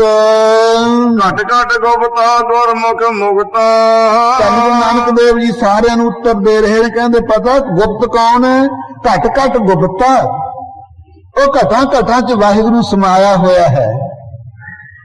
ਸਗਲ ਬਨਸਪਤ ਮੈਂ ਬੈਸੰਤਰ ਸਗਲ ਦੂਧ ਮੈਂ ਕੀਆ, ਊਚ ਨੀਚ ਮੈਂ ਜੋਤ ਸਮਾਨੀ ਘਟ ਘਟ ਮਾਧੋ ਜੀਆ। ਘਟਾਂ ਘਟਾਂ ਵਿੱਚ ਪਰਮੇਸ਼ਰ ਗੁਪਤ ਹੋ ਰਿਹਾ ਹੈ, ਉਹ ਤੋਂ ਬਿਨਾਂ ਹੋਰ ਕੌਣ ਹੋ ਸਕਦਾ ਹੈ? ਜ਼ਾਹਰ ਵੀ ਹੈ ਔਰ ਗੁਪਤ ਵੀ ਹੈ, ਇਸ ਕਰਕੇ ਉਹਨੂੰ ਕਹਿੰਦੇ ਅਸਚਰਜ ਹੈ। ਜੋ ਅਸਚਰਜ ਮਹਾ ਵਿਸਮਾਲਤ ਤਾਹੇ ਕਹੋ ਮੁਖ ਵਾਹਿਗੁਰੂ। ਉਹ ਪਰਮੇਸ਼ਰ ਹੀ ਘਟਾਂ ਘਟਾਂ 'ਚ ਗੁਪਤ ਹੋ ਰਿਹਾ ਹੈ। ਮੁਕਤ ਕੌਣ ਹੈ? ਕਵਨ ਸੋ ਮੁਕਤਾ, ਕਹਿੰਦੇ ਗੁਰਮੁਖ ਮੁਕਤਾ। ਜਿਨ੍ਹਾਂ ਨੇ ਮੁਖੀ ਗੁਰੂਆਂ ਦੀ ਸਿੱਖਿਆ ਧਾਰੀ, ਗੁਰਮੁਖ ਪਦਵੀ ਪ੍ਰਾਪਤ ਕੀਤੀ, ਸੰਗਤ ਵਿੱਚ ਚਿੰਤਨ ਕਰਦੇ, ਉਹ ਮੁਕਤ ਹਨ। ਅੰਤਰ ਬਾਹਰ ਸਬਦ ਸੋ ਜੁਗਤਾ। ਕਹਿੰਦੇ ਜੁੜਿਆ ਕੌਣ ਹੈ ਸਾਰੇ ਥਾਵਾਂ ਤੇ? ਕਹਿੰਦੇ ਅੰਦਰ ਵੀ ਬਾਹਰ ਵੀ। ਕਹਿੰਦੇ ਬ੍ਰਹਮੀ ਭਾਈ ਜੁੜਿਆ ਹੋਇਆ ਸਾਰਿਆਂ ਨਾਲ, ਨਹੀਂ ਤਾਂ ਸਾਰੀਆਂ ਵਸਤੂਆਂ ਸਾਰਿਆਂ ਥਾਵਾਂ ਤੇ ਨਹੀਂ ਜੁੜ ਸਕਦੀਆਂ ਹਨ। ਕੋਈ ਕਿਸੇ ਨਾਲ ਜੁੜਿਆ ਹੋਇਆ, ਕੋਈ ਕਿਸੇ ਨਾਲ ਜੁੜਿਆ ਹੋਇਆ, ਲੇਕਿਨ ਸਾਰਿਆਂ ਨਾਲ ਜੁੜਨ ਵਾਲਾ ਤੇ ਅਕਾਲ ਪੁਰਖ ਅੰਤਰਜਾਮੀ ਹੈ। ਮਨ ਮੁਖ ਬਿਨ ਆਵੇ ਜਾਏ। ਉਹ ਕਹਿੰਦੇ ਸੀ ਵੀ ਆਉਂਦਾ ਜਾਂਦਾ ਕੌਣ ਹੈ? ਮਹਾਰਾਜ ਕਹਿੰਦੇ ਮਨਮੁਖ, ਜਿਨ੍ਹਾਂ ਨੇ ਆਪਣੇ ਮਨ ਨੂੰ ਹੀ ਮੁਖੀ ਬਣਾਇਆ। ਕਹਿੰਦਾ ਮੈਂ ਤਾਂ ਬ੍ਰਹਮਾ ਚੱਲ ਕੇ ਆ ਜੇ, ਉਹਦੇ ਕਹੇ ਨਹੀਂ ਲੱਗਦਾ, ਤੂੰ ਮੈਨੂੰ ਕੌਣ ਹੈ ਸਿੱਖਿਆ ਦੇਣ ਵਾਲਾ? ਇਹ ਜਿਹੜੇ ਮਨਮਤੀ ਹੈ ਨਾ, ਉਹ ਬਿਨਸੋ ਨਾਸ ਹੁੰਦੇ ਰਹਿੰਦੇ ਨੇ, ਜੂਨਾਂ 'ਚ ਆਉਂਦੇ ਨੇ ਫਿਰ ਚਲੇ ਜਾਂਦੇ ਨੇ, ਉਹਨਾਂ ਦੀ ਇਹ ਗਤੀ ਹੁੰਦੀ ਹੈ। ਨਾਨਕ ਗੁਰਮੁਖ ਸਾਚ ਸਮਾਏ। ਉਹ ਜਿਹੜੇ ਗੁਰਮੁਖ ਨੇ, ਗੁਰੂ ਨਾਨਕ ਦੇਵ ਜੀ ਕਹਿੰਦੇ ਭਾਈ ਤਿਰਭਵਨ ਕੌਣ ਰਿਹਾ ਸਮਾਇਆ? ਤਿਰਭਵਨ ਰੂਪ ਵਿੱਚ ਕਹਿੰਦੇ ਗੁਰਮੁਖ ਰਿਹਾ ਸਮਾਏ। ਜਿਹੜੇ ਗੁਰਮੁਖ ਨੇ ਉਹ ਸਮਾ ਰਹੇ ਨੇ ਬ੍ਰਹਮ ਵਿੱਚ। ਕਿਉ ਕਰ ਬਾਧਾ ਸਰਪਨ ਖਾਦਾ। ਫਿਰ ਪ੍ਰਸ਼ਨ ਕਰਤਾ, ਕਹਿੰਦੇ ਜੀਵ ਬੰਨ ਕੇ ਵੱਜਿਆ ਕਿਉਂ ਹੈ? ਸਾਰੇ ਮੋਹ ਵਿੱਚ ਵੱਜੇ ਹੋਏ ਹੈ। ਕਹਿੰਦੇ ਕਿਉਂ ਕਰ ਬਾਧਾ, ਕਿਉਂ ਵੱਜ ਗਿਆ ਇਹ ਜੀਵ? ਸਰਪਨ ਖਾਦਾ, ਸਰਪਨ ਮਾਇਆ ਨੂੰ ਕਹਿੰਦੇ, ਸਪਣੀ ਨੂੰ। ਸਰਪਨੀ ਤੇ ਉੱਪਰ ਨਹੀਂ ਬਲੀਆ, ਜਿਨ ਬ੍ਰਹਮਾ ਵਿਸ਼ਨੂੰ ਮਹਾਦੇਵ ਛਲੀਆ। ਬ੍ਰਹਮਾ ਵਿਸ਼ਨੂੰ ਵੀ ਸਾਧ ਸੰਗੀ ਛੱਡ ਲਏ ਇਸਨੇ। ਇਸੇ ਕਰਕੇ ਇਹਨਾਂ ਦੇਵਤਿਆਂ ਦੀ ਭਗਤੀ ਉਪਾਸਨਾ ਕਰਨ ਤੋਂ ਆਪਾਂ ਨੂੰ ਹਟਾਇਆ ਹੈ ਤੇ ਭਾਈ ਬ੍ਰਹਮਾ ਵਿਸ਼ਨੂੰ ਸ਼ਿਵ ਜੀ ਆਦਿਕਾਂ ਦੀਆਂ ਮੂਰਤੀਆਂ ਨੂੰ ਨਹੀਂ ਪੂਜਣਾ। ਇਹ ਆਪ ਹੀ ਜਦੋਂ ਮਾਇਆ ਮੋਹ ਵਿੱਚ ਵੱਜੇ ਹੋਏ ਨੇ, ਤੁਹਾਨੂੰ ਕਿਵੇਂ ਛਡਾਉਣਗੇ? ਸੋ ਕਿਉਂ ਕਰ ਬਾਧਾ ਸਰਪਨ ਖਾਦਾ, ਮਾਇਆ ਨੇ ਇਸ ਨੂੰ ਕਿਉਂ ਖਾ ਲਿਆ? और मोह च क्यों बज गया है। ਕਿਉ ਕਰ ਖੋਇਆ ਕਿਉ ਕਰ ਲਾਦਾ क्यों कर खोया इसने मानस देही नूं गवा क्यों लिया, विषयां च लग के ही गवाई है सत संगत जी। और ये क्यों कर लादा किवें लभेगा मानस देही नूं, इस नूं सफल किवें करेगा। ਕਿਉ ਕਰ ਨਿਰਮਲ ਕਿਉ ਕਰ ਅੰਧਿਆਰਾ ये उज्जल किवें हो सकता है, ਇਹਨੂੰ ਹਨੇਰੇ ਵਿੱਚ ਕਿਉਂ ਫਸ ਗਿਆ ਇਹ ਸਤ ਸੰਗਤ ਜੀ। ਅਗਿਆਨ ਦੇ ਹਨੇਰੇ 'ਚ ਸਾਰੇ ਹੀ ਫਸੇ ਹੋਏ ਹਾਂ। ਇਹ ਸਾਰੇ ਪ੍ਰਸ਼ਨ ਸਤ ਸੰਗਤ ਜੀ, ਇੱਕ ਇੱਕ ਪ੍ਰਸ਼ਨ ਦਾ ਉੱਤਰ ਦੇਣਾ ਔਖਾ ਹੋ ਜਾਂਦਾ ਹੈ। ਕਿੱਥੇ ਸਤ ਸੰਗਤ ਜੀ 84 ਸਿੱਧ ਇਰਦ ਗਿਰਦ ਬੈਠੇ ਗੁਰੂ ਨਾਨਕ ਦੇਵ ਜੀ ਦੇ, ਆਪ ਬਾਲਕ ਬਸਤਾ ਹੈ, ਭਾਈ ਬਾਲਾ ਮਰਦਾਨਾ ਨਾਲ ਹਨ, ਸਵੇਰ ਬਰਬ ਦੀਆਂ ਘਾਟੀਆਂ ਨੇ, ਕੋਈ ਸਤ ਸੰਗਤ ਜੀ ਖਾਣ ਪੀਣ ਨੂੰ ਕੁਝ ਨਹੀਂ, ਉੱਥੇ ਬਰਫਾਨੀ ਇਲਾਕਾ ਹੈ। ਇਹ ਜਿਹੇ ਕਠਿਨ ਪ੍ਰਸ਼ਨ ਕਰ ਰਹੇ ਨੇ सच्चे पातशाह सत संगत जी उन्होंने उत्तर दे रहे हैं। ਇਹੋ ਤਤ ਵਿਚਾਰ ਹੈ ਸੋ ਗੁਰੂ ਹਮਾਰਾ कहते जेड़े तत्त सिद्धांत नूं दस देवे ना सानू सिद्ध कहंदे ਉਹ ਸਾਡਾ ਗੁਰੂ ਮੰਨਿਆ ਸੀ। पता सी भी ਇਹਨਾਂ ਨੇ दस नहीं सकना, लेकिन इउं नहीं पता भी सतगुरु जी नूं तां प्रश्नां दा उत्तर देना कोई औखा नहीं। ਦੁਰਮਤ ਵਾਦਾ ਸਰਪਨ ਖਾਂਦਾ कहंदे सी ना ਵੱਜ ਕਿਵੇਂ ਗਿਆ, ਕਹਿੰਦੇ ਦੁਰਮਤ ਵਾਦਾ खोटी मत करके बज गया यह जीव। इत्थे आपां सत संगत जी खोटी मत का त्याग करने वास्ते आए। जदों गुरबाणी हिरदे च बसेगी फिर दुरमत कित्थे रह जाएगी सत संगत जी अपने अंदर। महाराज कहते दुरमत वादा खोटी मत करके बज गया है। खादा किवें है, ये माया विच मोह करदा तां खादा गया है। इन्हां दा तां सिद्धांत सी कि माया नूं त्याग करके विरक्त होकर जंगलां च चले जाओ। सतगुरु जी कहंदे माया दुख रूप नहीं, माया मोह करके दुख रूप है। माया दे नूं विचार दे नाल वरतो, माया दा मोह ना करो, फिर कोई दुख रूप नहीं है। ਮਨ ਮੁਖ ਖੋਇਆ ਗੁਰਮੁਖ ਲਾਦਾ कहंदे सी क्यों कर खोया क्यों कर लादा। मारे कहंदे भाई इन्हां ने पढ़ो पंक्ति यही, ਮਨ ਮੁਖ ਖੋਇਆ ਗੁਰਮੁਖ ਲਾਦਾ मनमुखां ने अपने जन्म नूं खो लिया सत संगत जी विषयां दे विच पा करके, संगत च भुल के ना आए। गुरमुखां ने सत संगत जी जन्म नूं सफला कर लिया है। ਸਤਿਗੁਰ ਮਿਲਾ ਅੰਧੇਰਾ ਜਾਏ कहंदे हनेरा किवें चक होवे, कहंदे सतगुर मिले। गुरु साहब नूं मिलण वास्ते इसे करके उपदेश लैण वास्ते आए। आ दूसरे हनेरे तां अपने बल में चक देणगे, होर प्रकाश बड़े ने, लेकिन अज्ञान दा हनेरा खालसा जी अपने अंदर कौन चके गुरु साहब तो बिना। ये शब्द है जेड़ा गुरु का उपदेश है, ये हृदय चो अज्ञान दा हनेरा चक दिंदा है। ਨਾਨਕ ਹੋਮੈ ਮੇਟ ਸਮਾਏ ये कहंदे जी समावे किवें, कहंदे हौमे नूं मेटे पहला, हौमे दा त्याग करे, हौ विच आया हौ विच गया, हौ विच जम्मिया हौ विच मोआ, हौमे करके सत संगत संसार च आउणा जाना है। जे इस नूं मेट दईए तां वाहिगुरू च समा जाईदा है। ਸੁਨ ਨਿਰੰਤਰ ਦੀਜੈ ਬੰਦ ऐसा सत संगत जी फिर कहंदे ने सुन निरंतर दीजे बंद। सुन अफुर अवस्था नूं कहंदे सत संगत जी, अंतर सुनन बाहर सुनन तरपण सुनन सुनन, चौथा सुनना जो नर जाने ताको पाप न पुन्नन। ऐसी अफुर अवस्था खालसा जी, ये देख लो अपने तो हमेशा वापरदा है। मन का सुभाव, मन हर वेले सत संगत संकल्पां च फसिया रहिंदा है।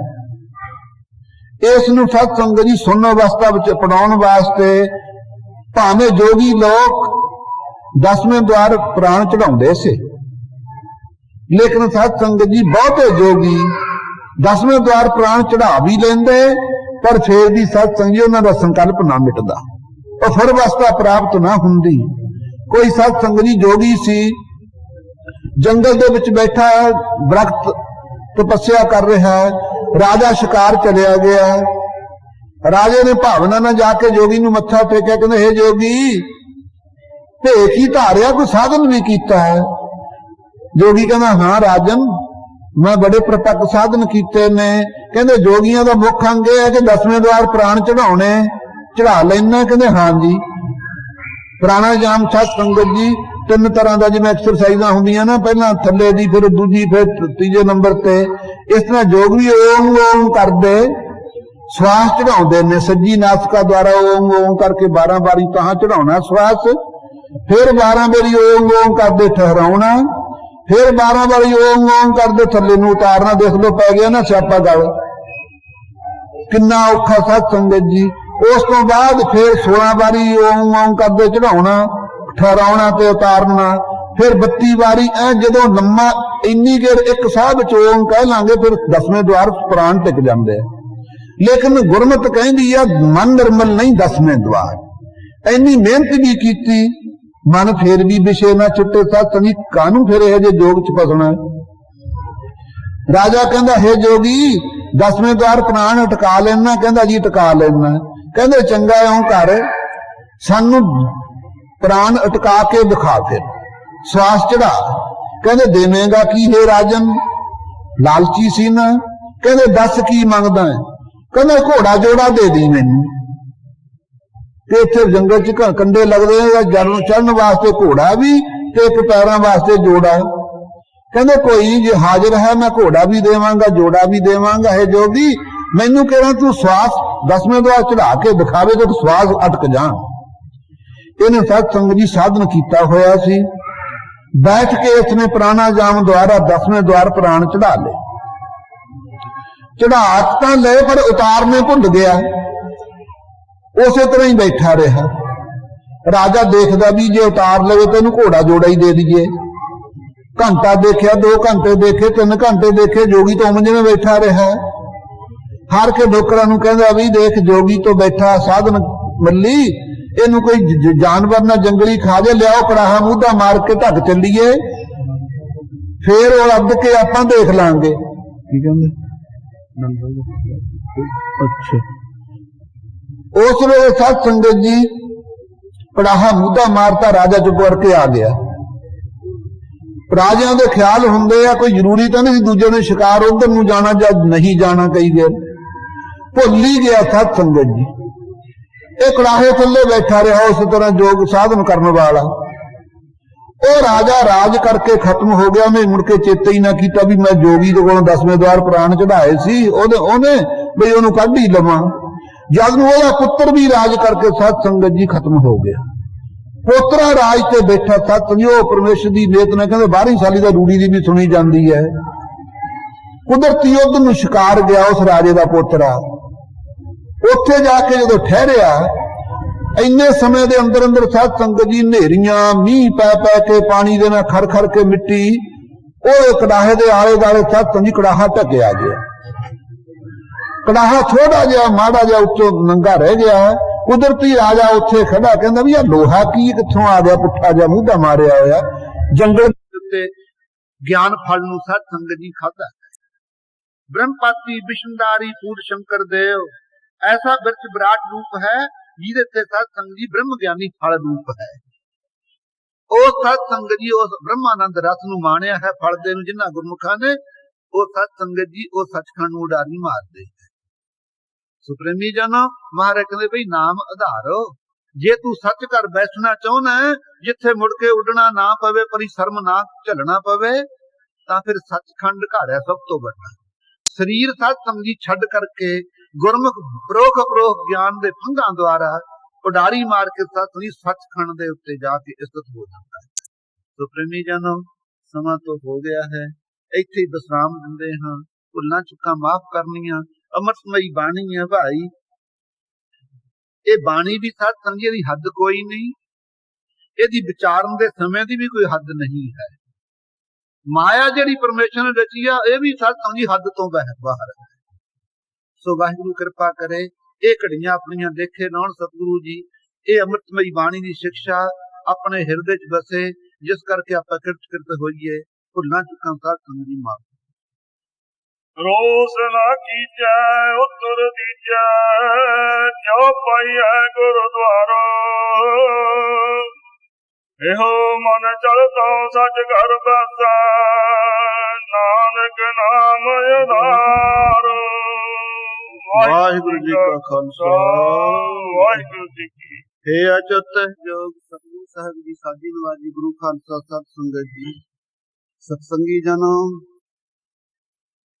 ਪਰਮਾਰਥ ਦੇ ਮਾਰਗ ਦਾ ਲਾਹਾ ਲੈਣ ਵਾਸਤੇ ਗੁਰੂ ਕੇ ਦਰਬਾਰ ਵਿੱਚ ਆਏ ਹਾਂ। ਅੰਮ੍ਰਿਤਮਈ ਕੀਰਤਨ ਹੋਇਆ ਹੈ। ਉਸ ਤੋਂ ਉਪਰੰਤ ਬਾਬਾ ਜੀ ਨੇ ਵਿਖਿਆਨ ਕੋ ਵਰਤਮਾਨ ਸਮੇਂ ਤੇ ਚਾਨਣਾ ਪਾਇਆ ਹੈ। ਕੁਛ ਮਾਨਸ ਤੇ ਦੇਹੀ ਦੀ ਸਾਥੀ ਮੋਲਕਤਾ ਦਰਸਾਈ ਹੈ। ਸਾਰੀ ਦੁਨੀਆ ਹੀ ਥਾਂ ਥਾਂ ਤੇ ਬੁਲੰਦ ਆਵਾਜ਼ਾਂ ਨਾਲ ਕਹਿੰਦੀ ਹੈ ਮਾਨਸ ਦੇਹੀ ਬੜੀ ਅਮੋਲਕ ਹੈ, ਇਹ ਲੇਖੇ ਲੱਗਣੀ ਚਾਹੀਏ। ਪਰ ਲੇਖੇ ਸਾਧ ਸੰਗਤ ਜੀ ਲੱਗਣੀ ਚਾਹੀਏ ਕਹੀ ਜਾਈਏ, ਕੁਝ ਲਾਭ ਨਹੀਂ ਹੁੰਦਾ। ਲੇਖੇ ਲਾਉਣੀ ਚਾਹੀਏ।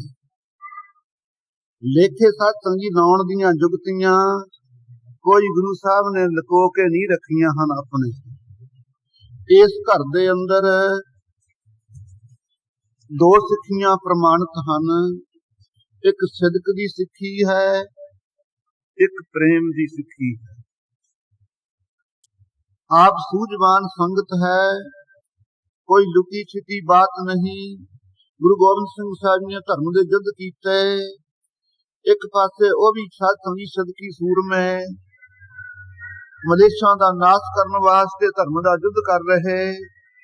ਦੂਸਰੇ ਪਕਸ਼ ਵਿੱਚ ਉਹ ਸਾਧੂ ਸਤੋਮਈ ਗਤੀ ਨੂੰ ਰੱਖਣ ਵਾਲਾ ਬ੍ਰਹਮਵੇਤਾ, ਸਾਰਿਆਂ ਦੇ ਅੰਦਰ ਬ੍ਰਹਮ ਰੂਪ ਤੱਕਣ ਵਾਲਾ ਭਾਈ ਕਨਈਆ ਜੀ ਪਾਣੀ ਵੀ ਪਿਆ ਰਹੇ। ਉਹ ਵੀ ਗੁਰੂ ਕਾ ਸਿੱਖ ਹੈ। ਉਹ ਸਦਕੀ ਸਿੰਘ ਸੂਰਮੇ ਵੀ ਘੱਟ ਨਹੀਂ ਹਨ। ਇਸ ਚਰਜਤਾਈ ਇਸ ਘਰ ਵਿੱਚ ਹੈ ਸਾਧ ਸੰਗਤ ਜੀ। ਕੀ ਉੱਥੇ ਦ્વੈਤ ਹੈ, ਪਰ ਫੇਰ ਵੀ ਕੁਰਬਾਨ ਜਾਈਏ ਸਾਧ ਸੰਗੀ ਐਸੀ ਅੰਮ੍ਰਿਤਮਈ ਬਾਣੀ ਸਿੱਖਿਆ ਤੋਂ ਔਰ ਸਤਿਗੁਰੂ ਗੁਰੂ ਗੋਬਿੰਦ ਸਿੰਘ ਸਾਹਿਬ ਜੀ ਤੋਂ, ਲੇਕਿਨ ਦ્વੈਤ ਫੇਰ ਵੀ ਨੇੜੇ ਨਹੀਂ। ਜਿੱਥੇ ਉਸ ਗੁਰਮੁਖ ਦੀ ਬਿਰਤੀ ਟਿਕੀ ਹੋਈ ਹੈ, ਉਸ ਨੂੰ ਪ੍ਰਸੰਨਤਾ ਦੇਣ ਵਾਸਤੇ ਮਲਮਾ ਵੀ ਦਿੰਦੇ ਹੈ। ਜਿੱਥੇ ਉਹਨਾਂ ਸਾਧ ਸੰਗੀ ਸਥਿਰਲਤ ਸੂਰਮਿਆਂ ਤੋਂ ਮਲੇਸ਼ਾਂ ਦਾ ਨਾਸ਼ ਕਰਾਉਣਾ ਹੈ, ਉੱਥੇ ਵੀਰ ਰਸ ਬਖਸ਼ ਕਰਕੇ ਮਲੇਸ਼ਾਂ ਦਾ ਸਾਧ ਸੰਗੀ ਖਾਤਮਾ ਵੀ ਕਰ ਰਹੇ। ਐਸੀ ਕਰਨੀ ਦੇ ਮਾਲਕ ਗੁਰੂ ਗੋਬਿੰਦ ਸਿੰਘ ਸਾਹਿਬ ਜੀ ਸਾਧ ਸੰਗਤ ਜੀ ਆਪਣੇ ਗੁਰੂ ਹਨ। ਐਸੇ ਸਤਿਗੁਰਾਂ ਨੇ ਸਾਧ ਸੰਗਤ ਜੀ ਗੁਰੂ ਨਾਨਕ ਰੂਪ ਨੇ ਹੀ ਦਸਾਂ ਜੋਤਾਂ ਵਰਤ ਕਰਕੇ ਆਪਾਂ ਨੂੰ ਗੁਰੂ ਗ੍ਰੰਥ ਸਾਹਿਬ ਦੇ ਲੜ ਲਾਇਆ। ਗੁਰਬਾਣੀ ਦੇ ਉੱਤੇ ਉਦੋਂ ਕਿੰਤੂ ਕੀਤਾ ਜਾਂਦਾ ਹੈ ਜਿਸ ਵੇਲੇ ਸਾਧ ਸੰਗੀ ਆਪਣੀ ਸਿਆਣਪ ਨੂੰ ਸਾਰਿਆਂ ਨਾਲ ਉੱਚੀ ਸਮਝਿਆ ਜਾਵੇ। ਇਹ ਦੁਨੀਆ ਦੇ ਉੱਤੇ ਕੁਦਰਤੀ ਸੁਭਾਅ ਹੈ, ਆਪਣੀ ਅਕਲ ਬਗਾਨੀ ਮਾਇਆ ਸਭ ਨੂੰ ਚਾਹੁੰਦੇ ਵੱਡੀ ਲੱਗਦੀ। ਬਗਾਨੇ ਘਰ ਮਾਇਆ ਹੋਵੇ ਕਹਿੰਦੇ ਇਹਦੇ ਕੋਲ ਮੇਰੇ ਨਾਲ ਜ਼ਿਆਦੇ ਹੈ ਬਈ, ਈਰਖਾ ਕਰਦਾ। ਆਪਣੀ ਅਕਲ ਸਾਧ ਸੰਗਤ ਜੀ ਕੋਈ ਨਹੀਂ ਕਹਿੰਦਾ ਮੈਂ ਸਿਆਣਾ ਨਹੀਂ।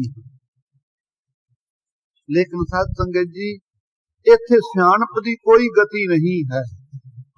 ਭੋਲੇ ਭਾਏ ਮਿਲੇ ਰਗ ਰਾਇਆ, ਹਮੇਸ਼ਾ ਵਾਸਤੇ ਸਾਧ ਸੰਗੀ ਗੁਰਸਿੱਖ ਭੋਲਾ ਭਾਵ ਧਾਰ ਕੇ ਆਪਣੇ ਆਪ ਨੂੰ ਨਿਮਰਤਾ ਦੇ ਸਰੋਵਰ 'ਚ ਇਸ਼ਨਾਨ ਕਰਾ ਕਰਕੇ ਇੱਥੇ ਬੈਠਦੇ ਹੈ।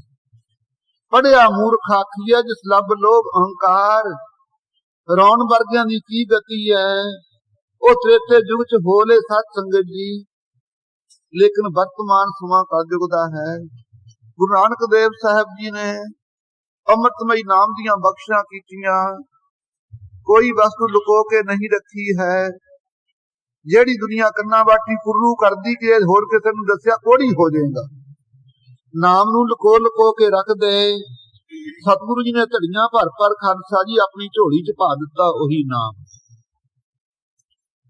ਉਹ ਨਾਮ ਦੇ ਆਸਰੇ ਹੀ ਸਾਧ ਸੰਗਤ ਜੀ ਆਪਣੇ ਕੋਲ ਕੀ ਵਸਤੂਆਂ, ਤਿੰਨ ਵਸਤੂਆਂ ਨੇ।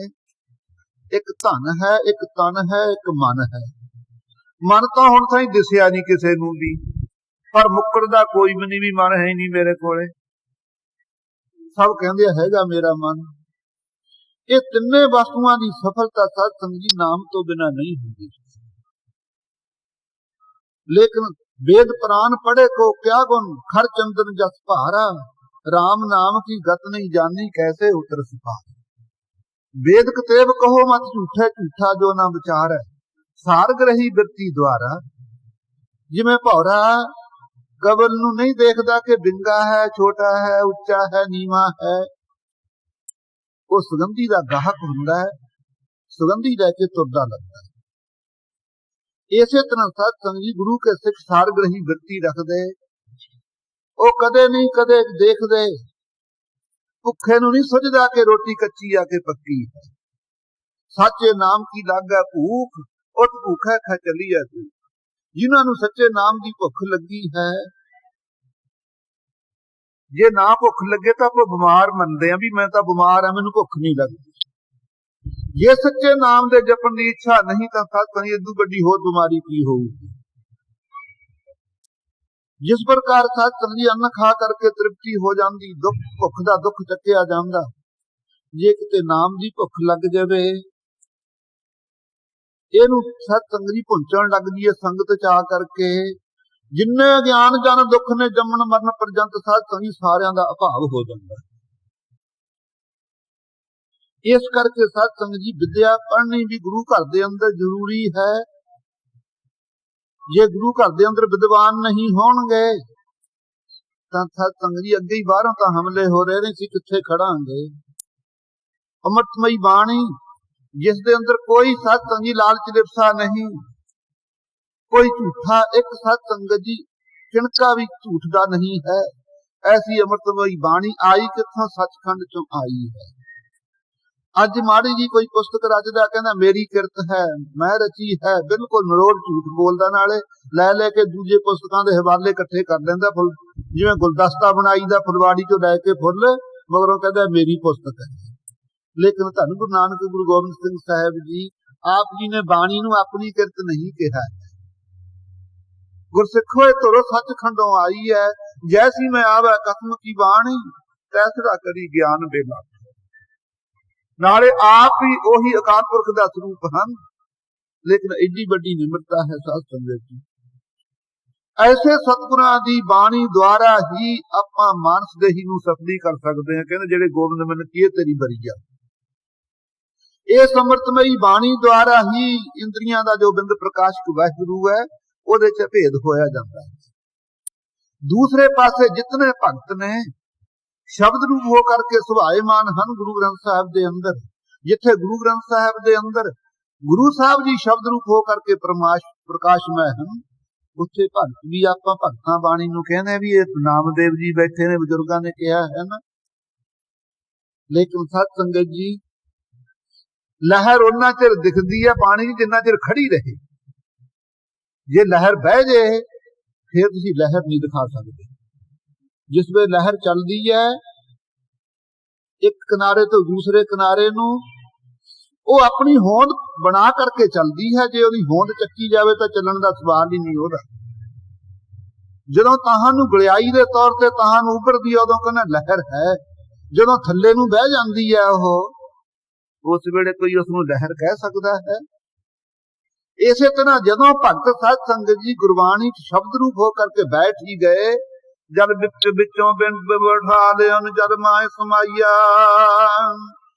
ਝੱਗ ਗੁਲਬਲੇ ਲਹਿਰਾਂ ਆਦਿਕ ਜਲ ਵਿੱਚੋਂ ਹੀ ਉੱਠਦੇ, ਜਲ ਵਿੱਚ ਹੀ ਸਮਾ ਜਾਂਦੇ।